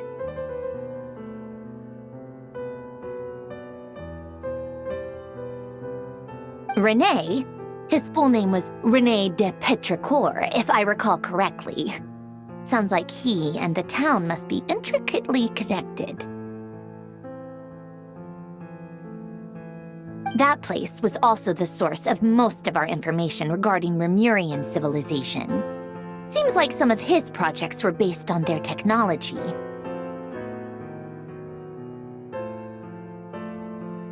The cutting of souls and storing them in vessels. These seemingly unrelated techniques underpinned Renee's research, assuming that the 4 orthants correspond to alchemical categories. The chemical marriage model? Alain would have scoffed at that. He never would have let those theories or parameters anywhere near his mathematical formulas.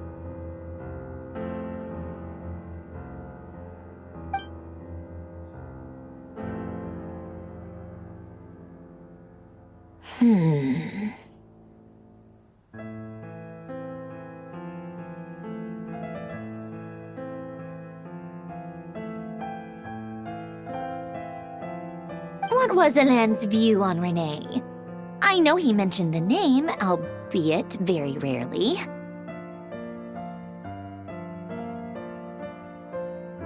Oh, now I remember. Alain's old notes are here too. They mentioned Renee once. Renee seemed most out of sorts when he spoke to me. A lack of sweet foods has dulled his mind, I should think. Either way, his words are not to be believed.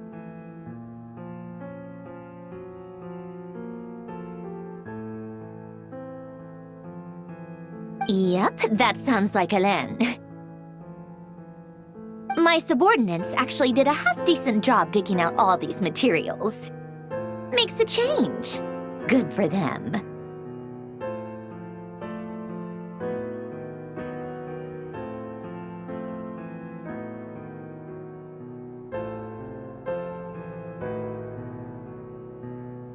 Some of Alain's old files are completely consistent with these records. He must have gotten them from the Tower of Gestalt. I never knew he got his hands on Renee's records that early.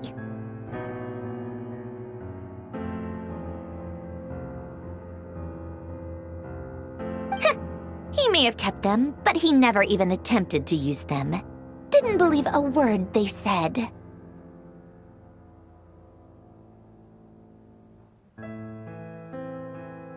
Come to think of it, Renee's world formula was filled with calculations of constants. That shows he believed that the fate of the world to be predetermined.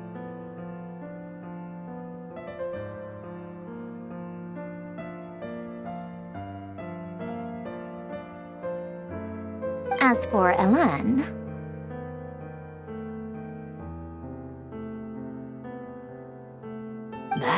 it's been too long. I forget what he said.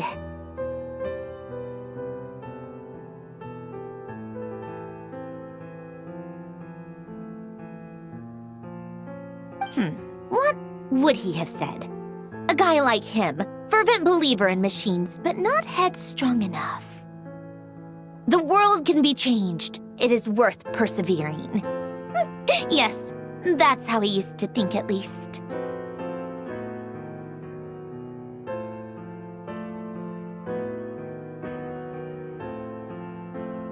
He created that procedure to save this world. Yet the scale of the world's fate proved too enormous. The result was beyond his ability to calculate.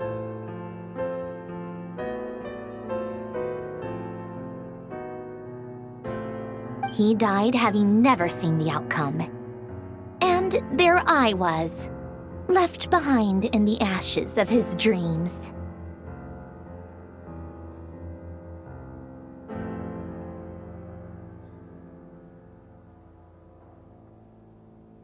Did you really never take a close look at Renee's research?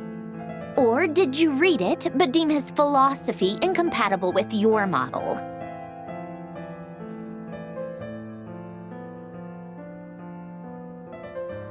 The very thought of trying to incorporate his ideas probably made you feel sick to the stomach. Well, don't worry, because there's a whole new category of lunatic in town. Next to Dottore, every other madman looks sane.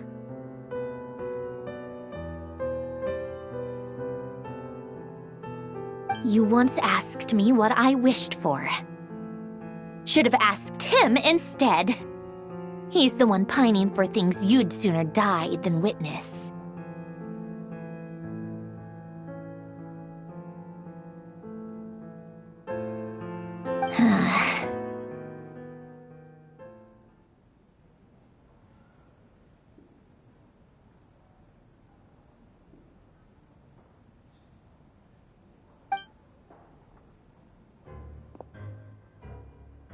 Even the tiniest variable can make big waves in the present.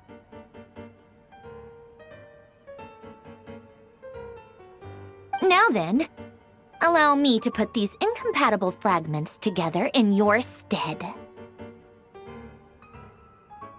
First, establish and verify the existence of the Great Circle.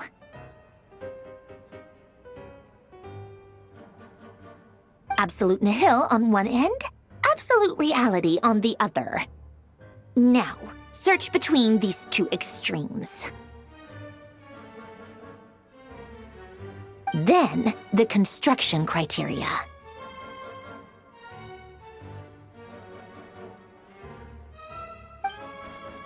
Variables. The sparks of civilization shall run out unless we consider introducing variables from outside the system.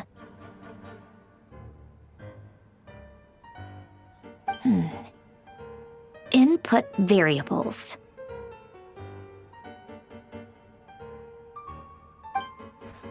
Traverse the world, space-time, and civilization. Then extract the essential nodes from the records to determine which variables they point to. The primordial power that differentiated itself from the void. The power of light. Yes, light. Records. Hyperborea.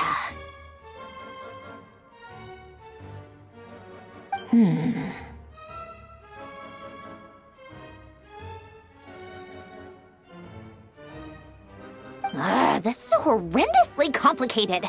After all that, I'm still missing a few variables. I need to think this through again.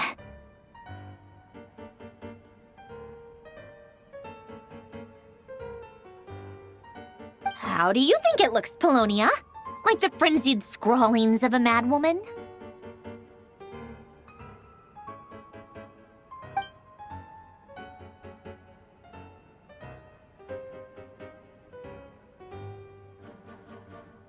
Fine, keep it to yourself. It's not like you can talk anyway. I'll assume you gave it a passing grade.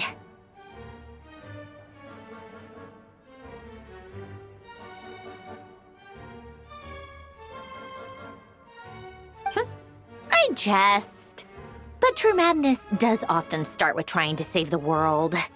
What would Arlecchino and Columbina think if they saw this incomprehensible hen scratch? They'd probably have me institutionalized. So would Rosaline. She's been dead for a while now.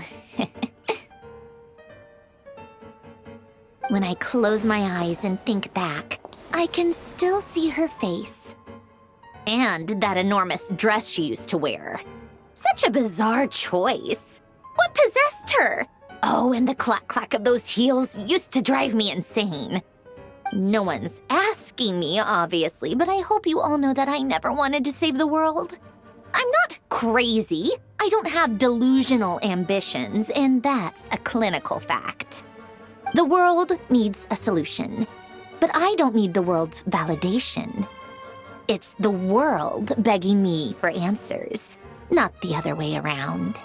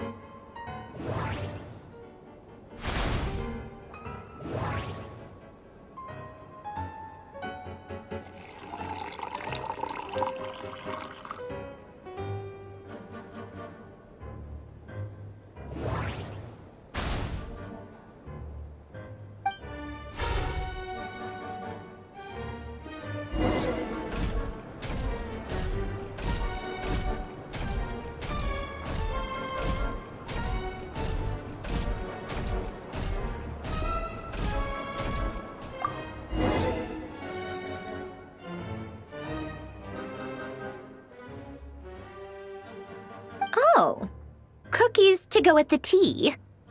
Let's see. They must be from that person who brought those documents. I see they're from Hotel de Boer. Something's written on the box. We are proud to present this homage to the Fortress of Meropede's fun-filled mill collection system. Fortune cookies! Have a lucky start to your day. Sounds like a dumb gimmick to me. Be early to bed and early to rise. Get plenty of sun and drink plenty of water. Then things will surely go well for you. What? Are you kidding me? Somehow I doubt that an early night and a glass of water is magically gonna save a world on the brink of existential peril.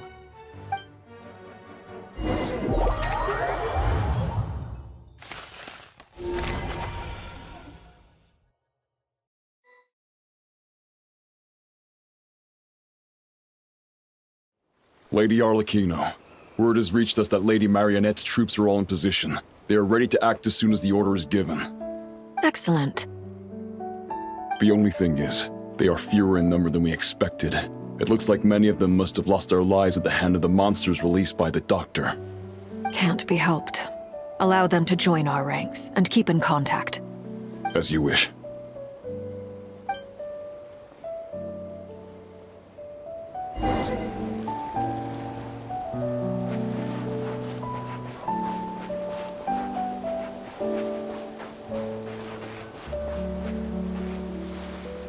It's been a while, Arlecchino. You look well. Did Dottore really have to build his lab right on the sole path between Snezhnaya and Nodkrai? Had to go on a huge detour to stay out of its line of sight. Sounds like an arduous journey. I assume you've brought word from Her Majesty? Of course, all part of the job. Firstly, the Tsaritsa has authorized Fatui Internal Affairs to review Dottore's case. They will reach a formal verdict on whether he has turned traitor and whether he poses a threat to Snezhnaya. While they're working on that, I've been ordered to come and receive the refugees from Nodcry.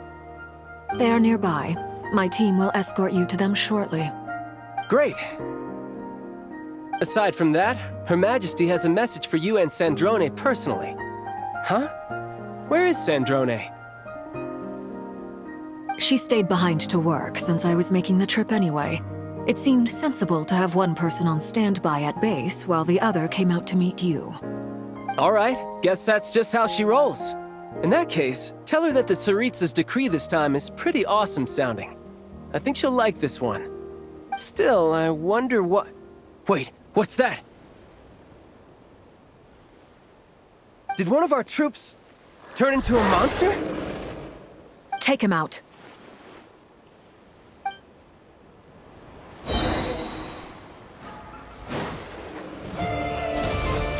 Laid bare.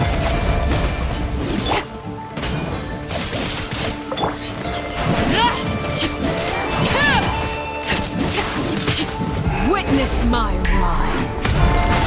Transfixed. Couldn't let your guard down.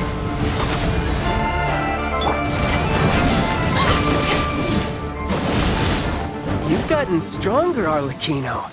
Nice. Stop that right now. I appreciate the praise, but I am not fighting you today. I knew it.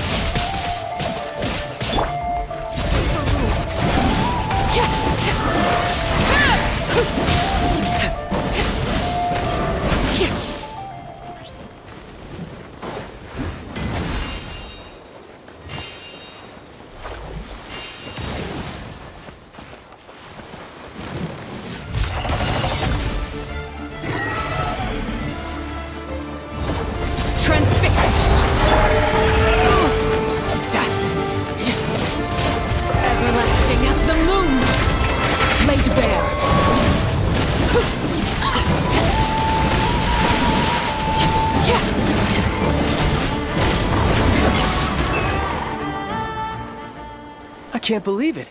He was a living, breathing human one moment, and the next? Another fine piece of work by our dear colleague, I'm afraid. What in the world has been going on in Nodcry? A lot. But long story short, Dottore stole 2 moon marrows that should have belonged to Columbina, then built a 3rd moon marrow of his own to concentrate the Trilunar Authority in his hands. What? What do you mean he built a moon marrow? People build roads and houses, not moon marrows. What's his next DIY project? He's gonna build a god? You could stand to be less surprised. We are harbingers. The work we are engaged in makes the creation of gods seem mundane by comparison. I tell everyone who asks that you once crossed swords with Rex Lapis while serving as a key supporter for Rosaline's plan. But right now, you're acting like a common adventurer. Thanks for speaking up for me. Those 2 really took me for a ride back then. Then again, surely no common adventurer would manage to get tangled up with them the way I did. That's gotta count in my favor, right? It almost sounds like you wish to repeat the experience. I might have to lower my opinion of you. No. I'll stop talking. Please, go on. Dottore is currently still experimenting with his newfound power in ways that continue to corrode the outside world. As for the human mutation, I believe this is simply a consequence of his experiments, and not a strategic move. That radiant beast was once a subordinate of Sandrone's. I suspect he was only allowed to live so that he could become an experimental subject. Also, those of us who fought Dottore have been afflicted with a curse. As such, I cannot leave Nodcry. This is so much worse than I thought. No wonder Her Majesty's decree is so extreme. While these exceptional circumstances persist, the Harbingers are hereby authorized to use unilateral executive powers. Should Dottore pose a threat, Arlecchino and Sandrone are permitted to eliminate him. My thanks to Her Majesty. I will pass these good tidings on to Sandrone. Her Majesty has also declared that she will refrain from launching an attack on the now evacuated Nodcry due to the presence of unretrieved research material. A wise decision. By the way, how's my old partner doing? I'm assuming they're with you? Partner? You mean the Traveler? I'm afraid I have bad news. She was captured after our failed assault on Dottore lab. Her whereabouts are currently unknown. What? Why? Since when does Dottore have a bone to pick with her? That is indeed the question. I'm not sure he does. He must have some other goal in mind.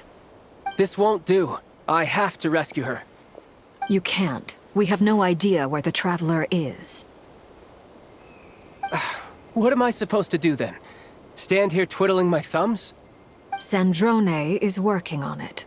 The best thing you can do right now is complete your mission. Fine. I guess I'll leave this to you then. One last thing. Tell the Rooster to get the message out to the gods and citizens of every nation in Teyvat. Beware. An uncontrollable pollution is spreading forth from Nodcry. The source of that pollution is a madman drunk on the success of his experiments. The Fatui and our allies will endeavor to contain the threat. However, if Nodcry falls, things are likely to escalate. Considering Dottore is one of our own, all Fatui stationed in Nodcry consider it our duty to stay and fight him to the bitter end. Whatever the cost. Hey, don't be too pessimistic. If it comes to it, I'm sure Her Majesty won't stand by and do nothing. I hope you're right.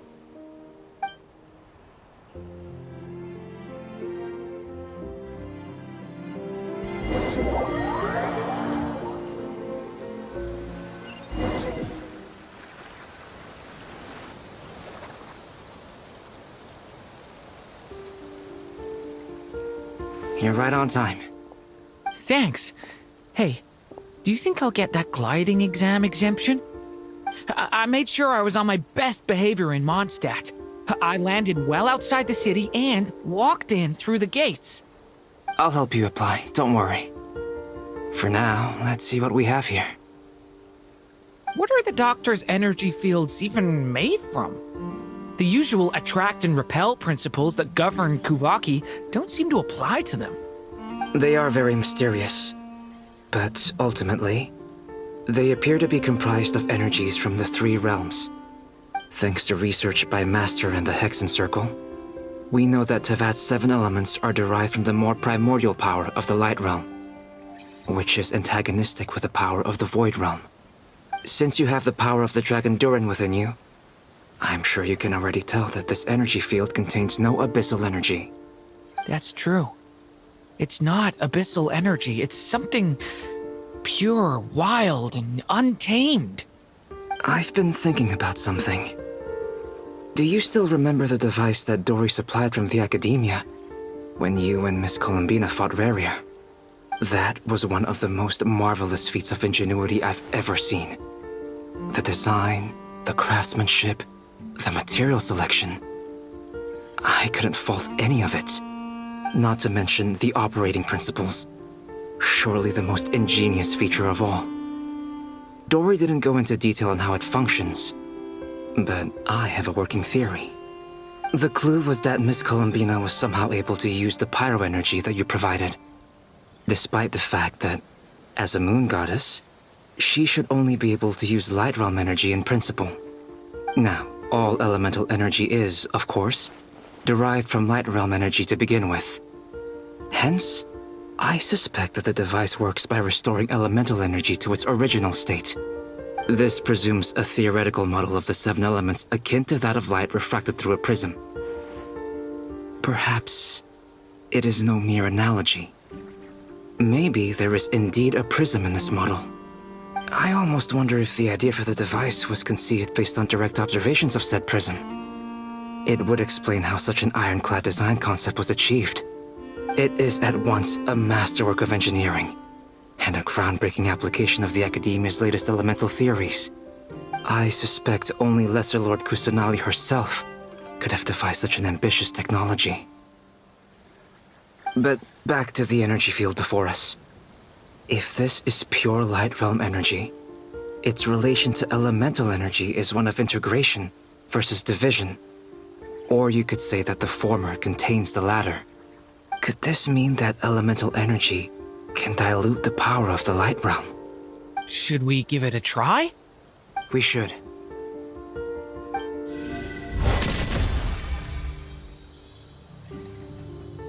Ha! It works!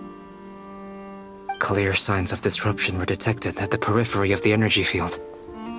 This indicates that elemental energy can disturb or even negate the field. Now you try.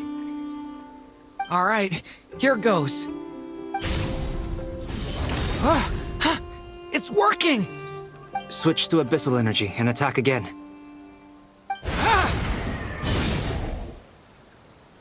No surprises there. Abyssal power drains the energy field to a significantly greater extent. I now feel confident in asserting that the energy field is indeed pure light realm energy, and that elemental energy can dilute it. But the energy field is huge! How much elemental energy will it take to neutralize it? We don't have to neutralize it completely. We can try other approaches. That's all for theory. Would you like to continue watching? So you knew I was here? Huh? When did you get here? A while ago. But Albedo sounded like he was working on his thesis defense back there. Back in Sumeru. You can end a person's whole career by interrupting them mid-speech. Very thoughtful of you. I'm truly touched. Could I ask you to lend me a hand? With what? A little test. Try using Anima to unleash a concentrated assault with circular blades, with the goal of breaking through at a singular point. Nice! This time it tore through the field. Tremendous. This is a major breakthrough. Should we go through?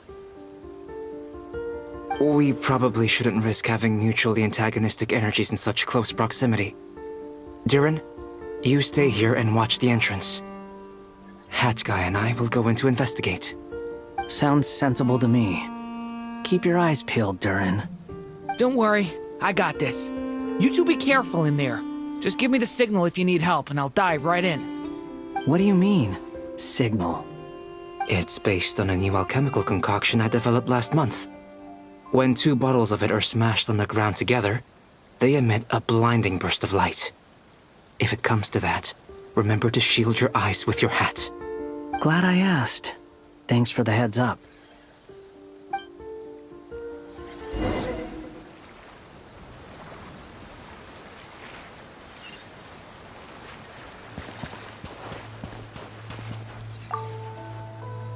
Like I thought. Beyond a certain distance, we can't see the opening where we came in. Maybe that's to prevent people from escaping. Sounds like Dottore style to me. Not much has changed. Things are basically the same here as they were before the energy field appeared.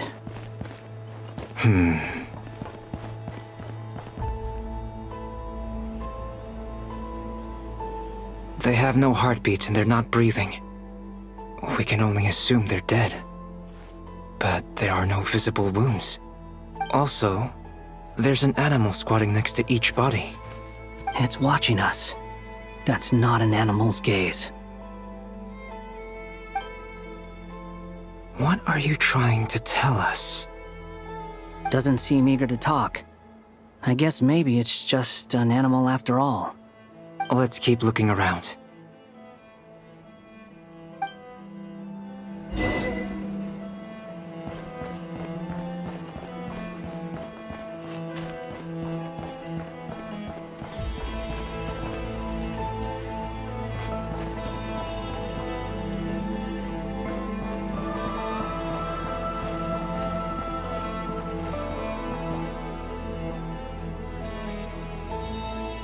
Same situation everywhere. Not a living soul in sight. Just countless bodies with animals standing watch over them.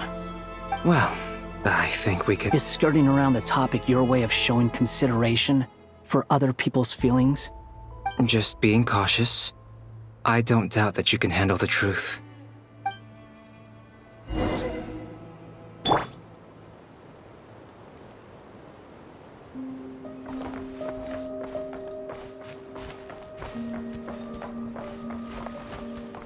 Behold!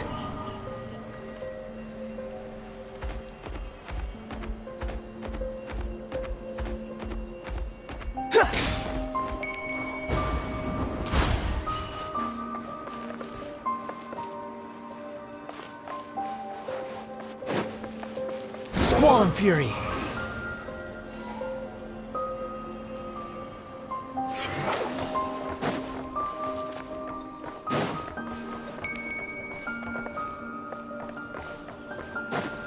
Quit following me.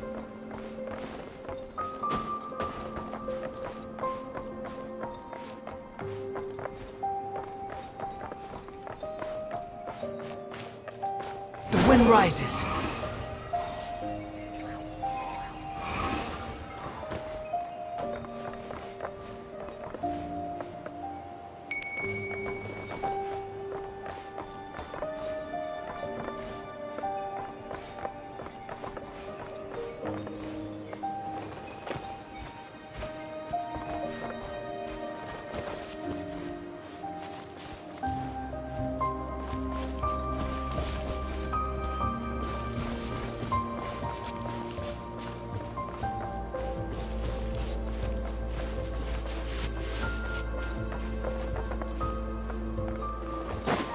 Careful.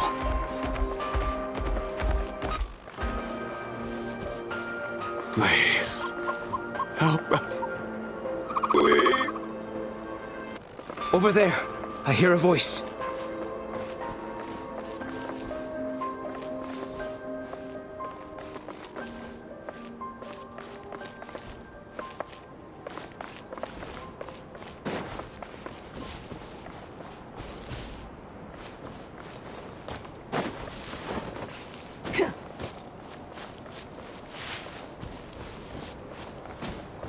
Behold!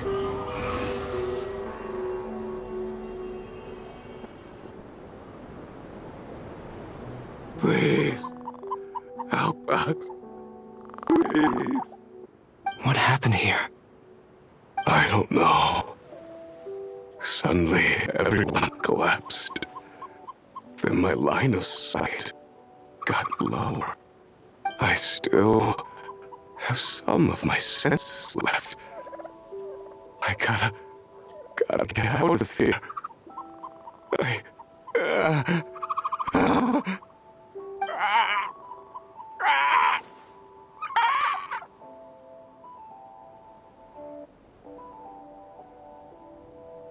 It looks like there's a huge experiment going on inside this energy field.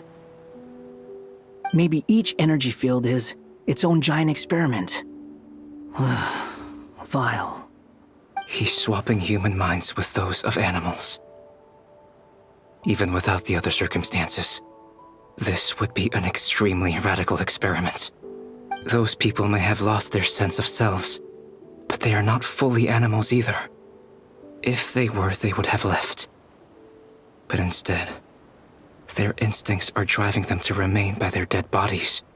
We should go. No sense in sticking around here longer than we need to. Agreed.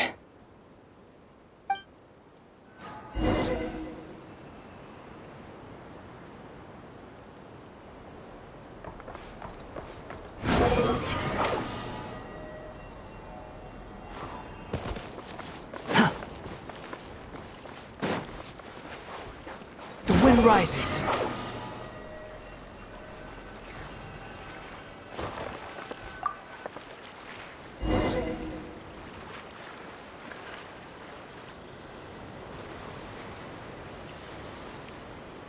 You're back! Everything okay? We saw some things that take a strong stomach. Otherwise, we're fine. We should share our findings with the others.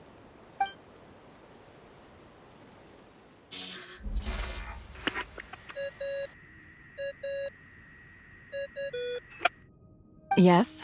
Who is it? Miss Nefer, it's me, Albedo. We found a way to break through the energy fields. With enough control, it's possible to tear them open using elemental energy. Also, we managed to take a look inside. Dottore is carrying out his cruel experiments on an immense scale. Any residents who have failed to evacuate in time will likely meet a grisly end. Sounds like he's living down to our expectations. Might I ask how things are proceeding on your end? I'm just about to get started. I'll be in touch once I have a result. Understood. Stay safe. I will.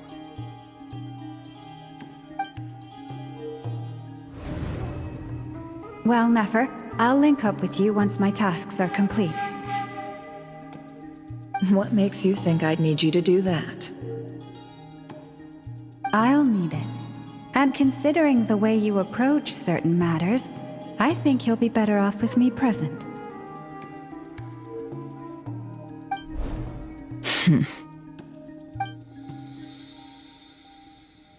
Let's begin. Entering simulation mode. A vast wasteland. Is this the Traveler's inner world? I was expecting something more vibrant, to be honest. Wait, someone's there. What are you looking at? In that case, I'll look at it with you. I want to know all about everything you've seen and experienced. Is there somewhere I should return to? Or should I stay here and be the hero everyone says I am? I don't dislike my current life. Roaming the land, fighting battles, accomplishing missions, earning a living, looking after Paimon. It's not so bad. I guess the only thing that's missing is that you're not here with me. This is the conscious layer, which contains a person's true feelings. It is filled with both longing and kindness. I suppose anyone who lives long enough ends up wishing for someone who can't be there. Maybe it's the only way we can feel truly alive. Time to delve a little deeper.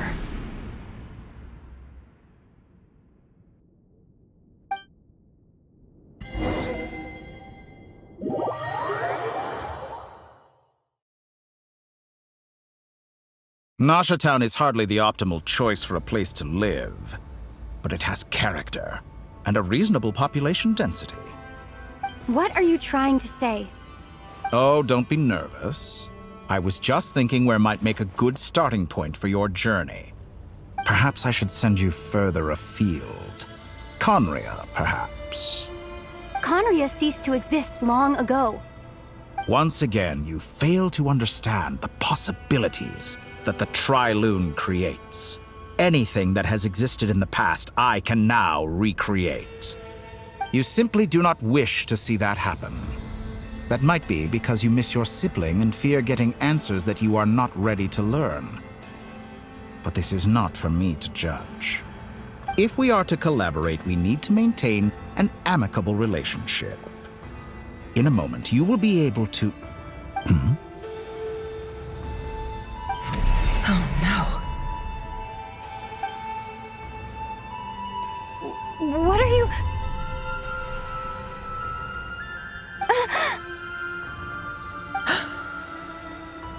What are you gonna do?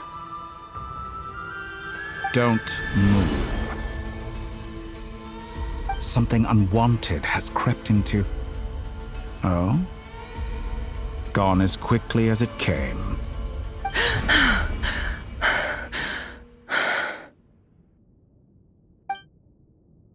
Did you save me? If I hadn't cut the connection, Dottore might have caught you from the other side and destroyed you. This was a good idea, but once is plenty. You were exceptionally brave. Excellent work. Thanks, but now's not the time for that.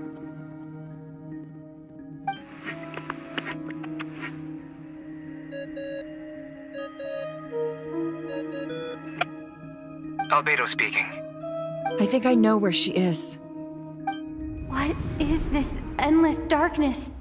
I can't see anything, even though my eyes are wide open. But why? What happened? Ah, sorry about that. I take it you didn't notice. Just now, a friend of yours took a little peek into your mind. Could it be Nefer? How did she do it? Did she use something as a medium to connect to me? Do you think she's aware of your current circumstances?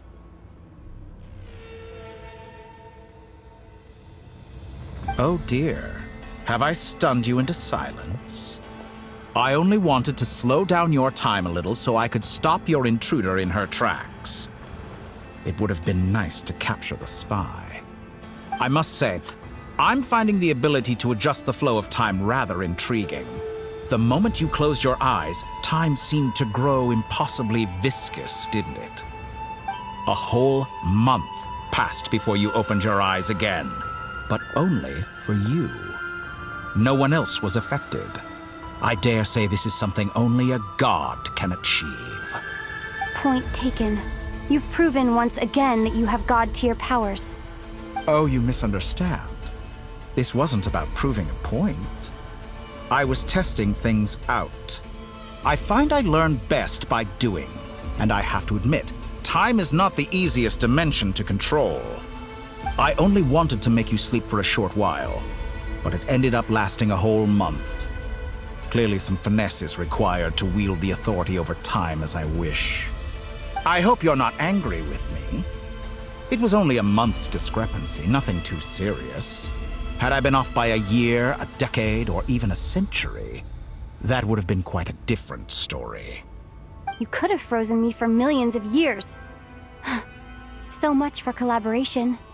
You aren't showing much sincerity. Millions of years? To what end? I wonder if you don't understand humans all that well. They are very pragmatic creatures who understand only that which they can perceive with their senses. If I had you sit here for a week, I imagine people might sympathize. But if I left you here for 100, 1,000, or 10,000 years, the sheer size of that number would cause it to lose all meaning to them. They would not have the capacity to comprehend your suffering, and thus they could not empathize. Unfortunately, while gods do exist in Teyvat, it is ordinary humans that account for most of the population. Their lifespans are so limited, their bodies so fragile. Did you ever really hope that they could begin to understand someone like you? Your long life and unique origins make you fundamentally different from them. How long will it be before they start to treat you like the alien you are? Before you are ostracized, outcast? Alien. Even I feel bad for you sometimes. This world has made you into a slave. So many times you have served its will, and not once have the powers that be ever thought to grant you the one simple thing you wish for. You have been treated most unfairly. I can change that. I will grant you special privileges and give you back the status you rightly deserve as a descender.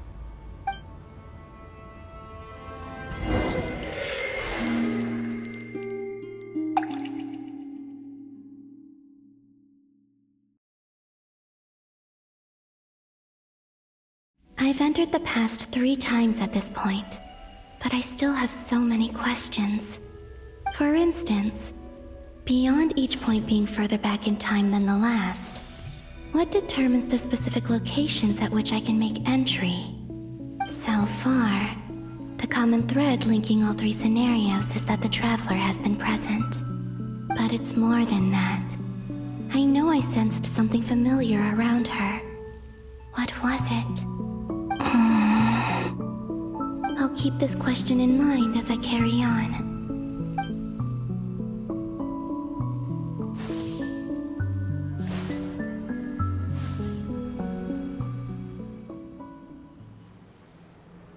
Humans, you never change.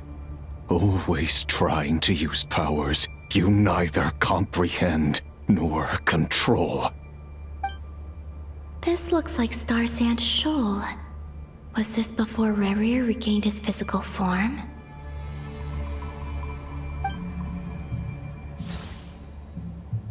with the cannon again, huh? Sorry, but this round's not gonna go your way. The cannon. That's right. I was at Silvermoon Hall and I sensed an abnormal Kuvaki fluctuation coming from Nasha Town. And right after that, came an ominous power emanating from Star Sand Shoal.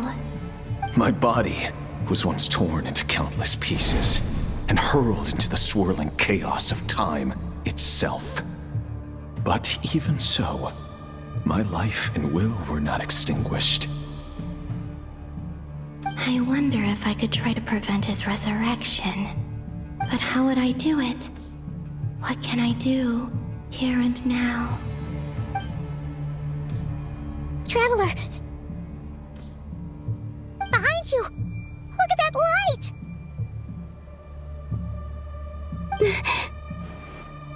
No, I won't make it in time. She's using the Kuvaki shield like I taught her.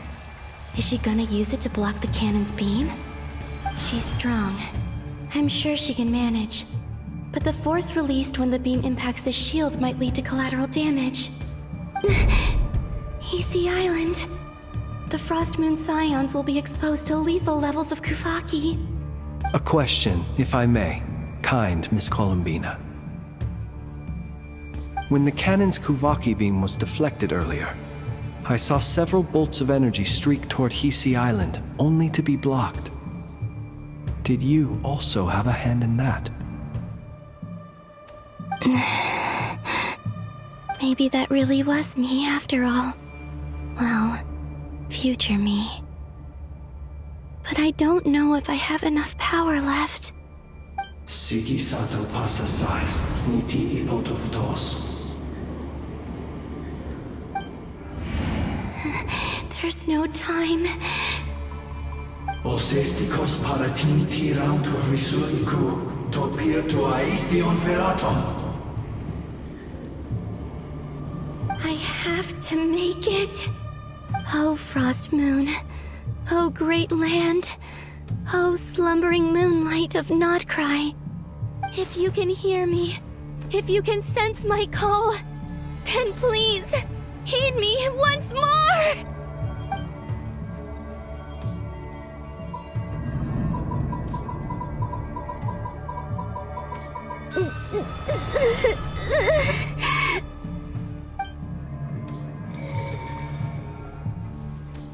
Did it work?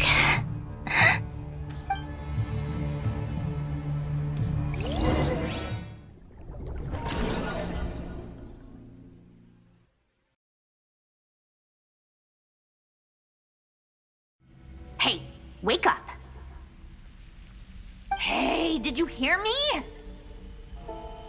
Columbina, I said wake up now! Oh, good morning, Sandrone. It's 3 in the afternoon, actually. And could you kindly not use my quarters as your personal nap room next time? But I feel so safe here.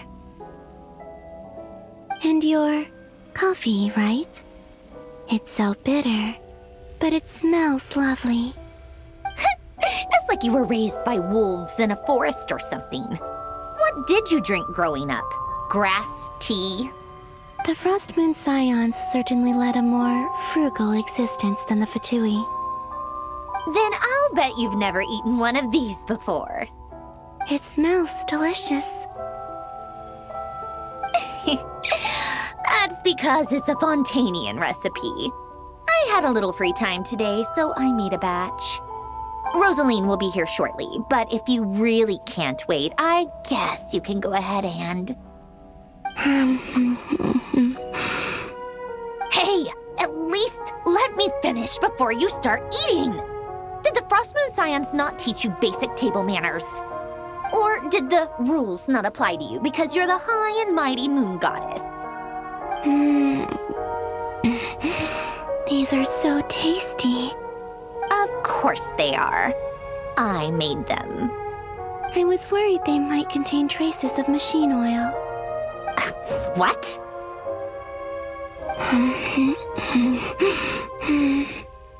You know, there's something I've always wanted to ask you.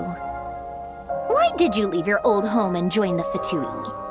I mean, I'm sure their food was awful. But there's gotta be more to it than that. Well, life there didn't go quite how I imagined. What were you expecting? You're a god. Your followers are gonna make some demands of you, right? Surely you can just answer a few prayers here and there in return for the free food and drink. How bad can it be? Well, would you help other people just for free food and drink? The doctor told me that you were created by a great mechanic, Lord something Fisher.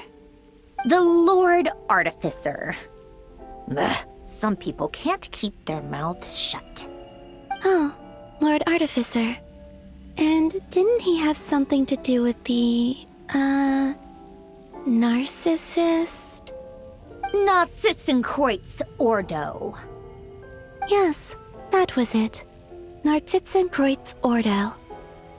So, would you try to fulfill their wishes? You must be joking. I wouldn't go even if they paid me. I don't even know them. Exactly. Well, I felt the same way. I did not know the people who made demands of me. What do you know? We're on the same page for once. In his later years, Alain did ask me if there was anything I wanted to do. If I had any wishes of my own. Well, I don't. And I'm not in any mood to fulfill someone else's either. Who's Alain? He was the... You know what? Never mind. You're not gonna remember. Anyway, the point I'm trying to make is, neither of us is the self-sacrificing type. Let me ask you this. What sort of place would you like to live in, if you could choose? A place where people don't ask me for things I cannot give them. Where they don't worship me, or fear me, but just want to chat with me like a normal person. I'd also like the freedom to come and go as I please. And ideally, it would be somewhere with the smell of coffee and snacks. Not to burst your bubble, but no such place exists in the world. Now, take your snacks and scram.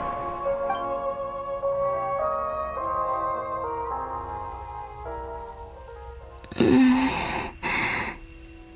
I pass out? Of course. I'm back here again. I dreamed of events from my past. Sandrone. Traveler. I miss you all so much. Back there. I guess I managed to harness all the Kuvaki energy on Hisi Island. But how did I do it? Time is flowing backwards here, and I can use that familiar power to enter the world of the past. That mystery ally everyone talked about. It was me all along. I can sense that there isn't much more power remaining up ahead.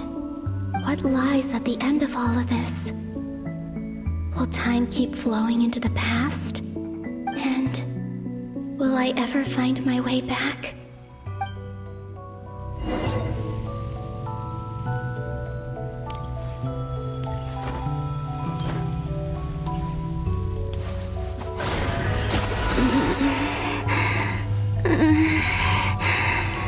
It's getting harder and harder to use my power.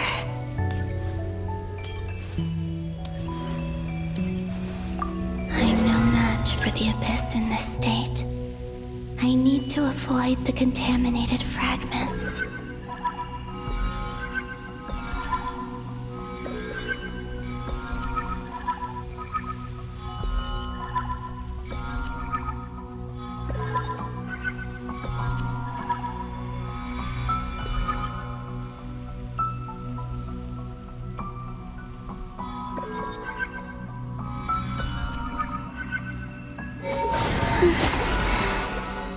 Time to go.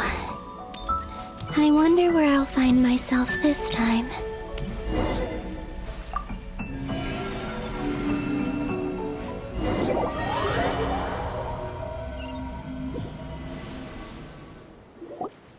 The Final Night Cemetery. This is where Flint's is based. Or not! How are we supposed to read through this many files? Difficult, yes, but it is also our most efficient option. Seems like they're searching for information. Oh, I remember. Flint's and Varga talked about some files on the Wild Hunt. Was this my doing too? To expose the true intentions of this Rereer, we need to dive into Notcry's history. Are my actions changing the past? Or are they simply completing a process? Is all of this inevitable? Or am I the one making these decisions? If I choose not to help them now, will it change how things turn out? Hope we don't land on our heads then. They're my friends. I can't not help them.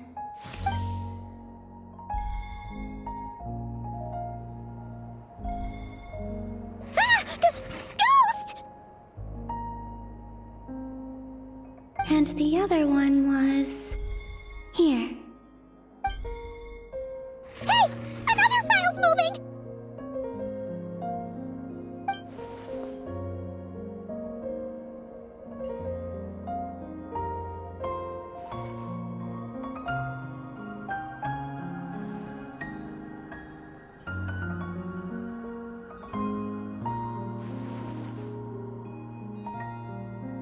That should do it.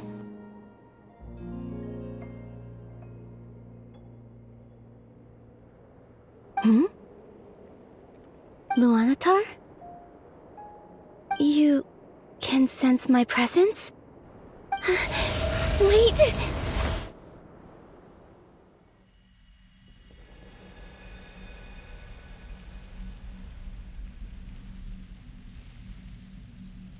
Luanatar. So she's that familiar presence I've been sensing all along. She's always been by the Traveler's side. That explains why the Traveler has been there each time I've entered the past. But why Luanatar? Is it because she has a connection to me as the Moon Goddess's familiar? If so, why not any other Kuhenki? That's...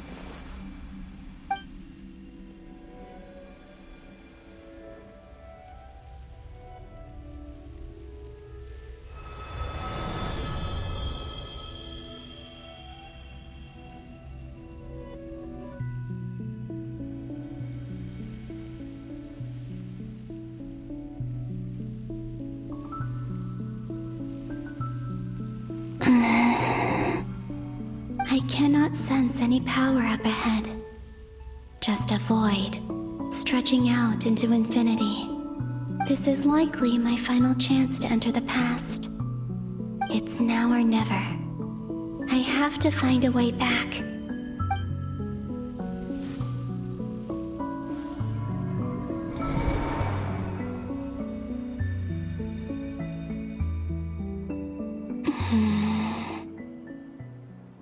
VII Island?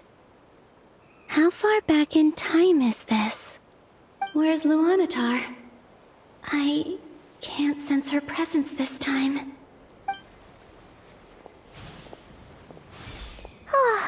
Seeing Enefa and Aino reunited like that sure was heartwarming. Traveler, Paimon! No, stay calm.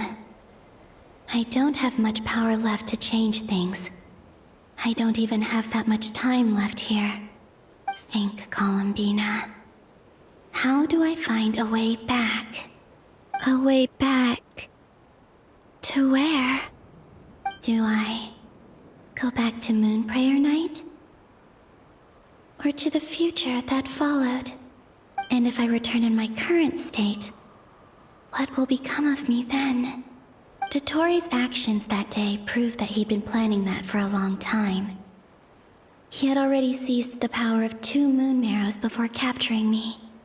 Even if I managed to get back, how can I fight against him when he wields the Tri-Lune authority? I can't. If I go back like this, I'll be playing right into his hands. I have to find some way of rivaling the power he has usurped. Wait. Time flowing backwards. The Tri-Lune authority. Does that mean... I think I know what the final destination of this lunar reflection might be. I know what I must do. Speaking of homes, we must already be close to where the Frost Moon Scions live. The vibe here feels different, just like the scenery. But how do I communicate my plan to my friends? Should I write it down here? No.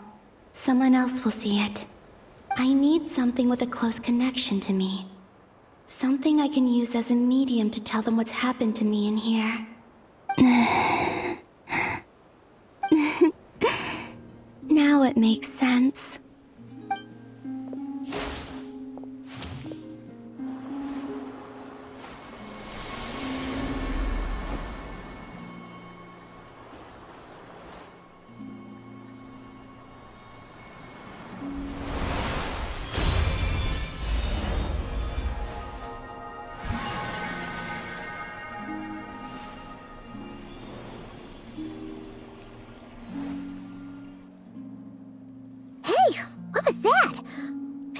Some sort of breeze blew by, and then the petals suddenly turned into... Huh? It was I who brought Luanatar into being. I gave up a piece of my own soul to create her. That's why I could sense a familiar power from the moment I entered this space. It also explains why she's been present in every past location that I've entered. Because we have a deep connection. Hey there! What's your name? And the reason why there are no more gates to the past after this point is that Luanatar hadn't been born then. No wonder I sensed the trace of a blessing when we first met. But I still didn't recognize the soul hidden within you. Back then, I was just a little lost dove. I had yet to become Columbina Hyposelenia. Go on now. We've got stuff to do. Best you find someone else to hang out with. Hey, you scared it off. I'll be counting on you. Remember to stay by the traveler's side, guide her, and help her in my stead. Oh, and bring her to the garden where the moon prayer blossoms grow. There's a little lost dove there who will need her help.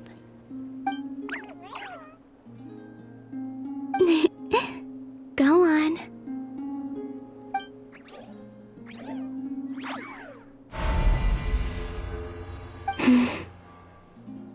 You too. Go and live your story. As for mine must go in a different direction.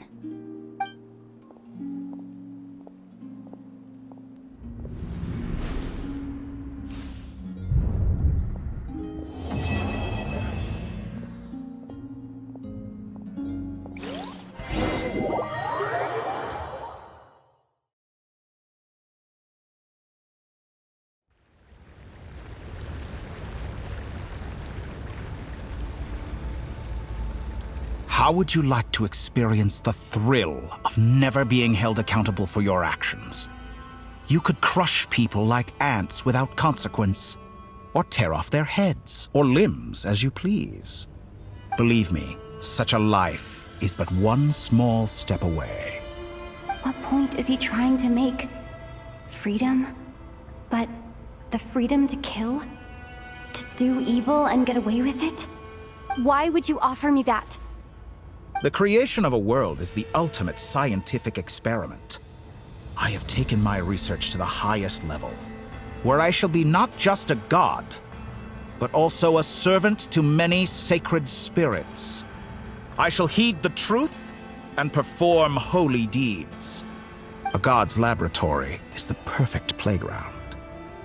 But it needs the right occupant to explore its full potential. Mortals are found everywhere one looks. Not so with Descenders. I'd prefer my first guest to be a distinguished individual such as yourself. And I know you could make the most of the opportunities it offers. So the condition for entering the New World is to take innocent lives. The same dilemma that Rerir once faced.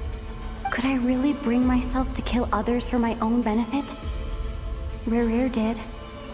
And look where it got him. Have you made up your mind?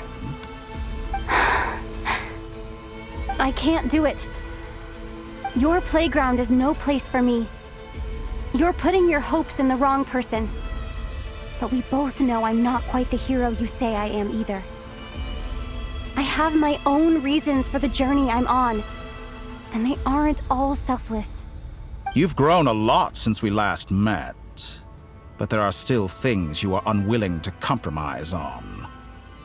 This will only hinder you. Why don't I lower my requirements a little as a gesture of goodwill?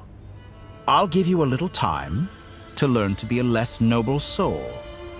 That'll make things much easier for you. I really doubt I could live that sort of life.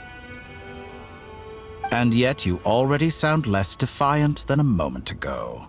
The benefits appeal to you because you can read the signs of the times. Why don't we return to my research facility? Your last visit was so rushed. There is much that I have yet to show you.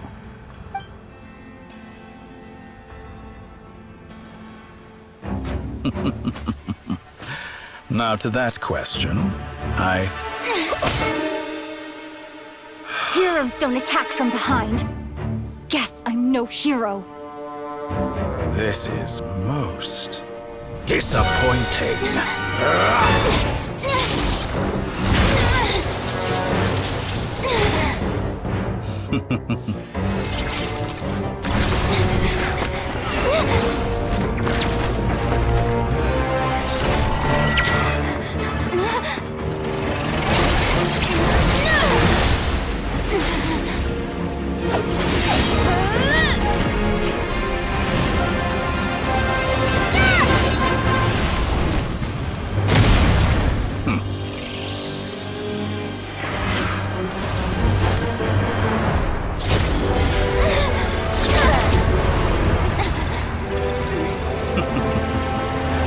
Now then.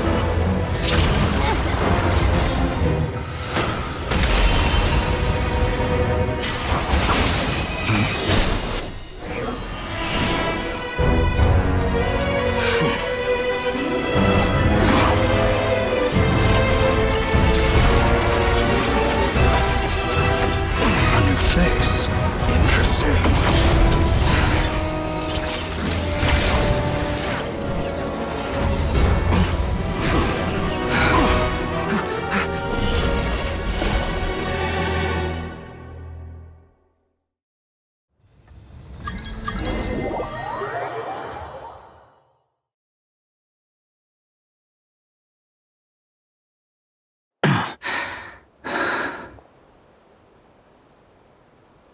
You're still gonna call me Hack Guy after that, huh? I didn't see anyone else in there who needed saving.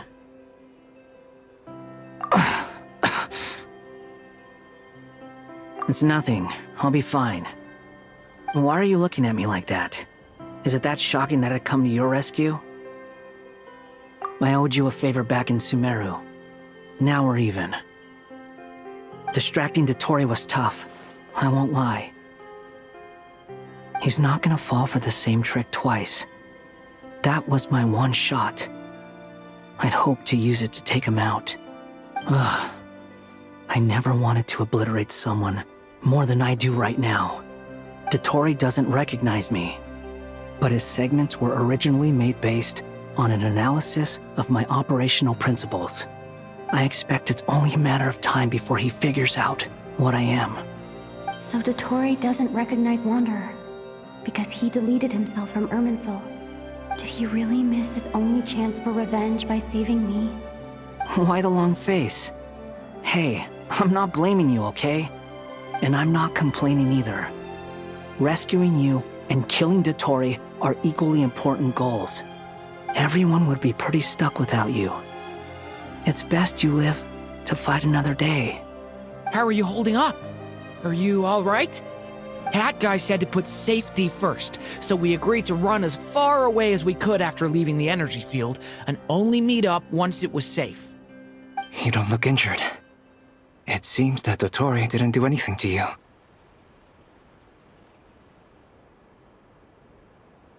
All right. Rescue operation complete. Let's head back. There's a lot more work to be done before this is over.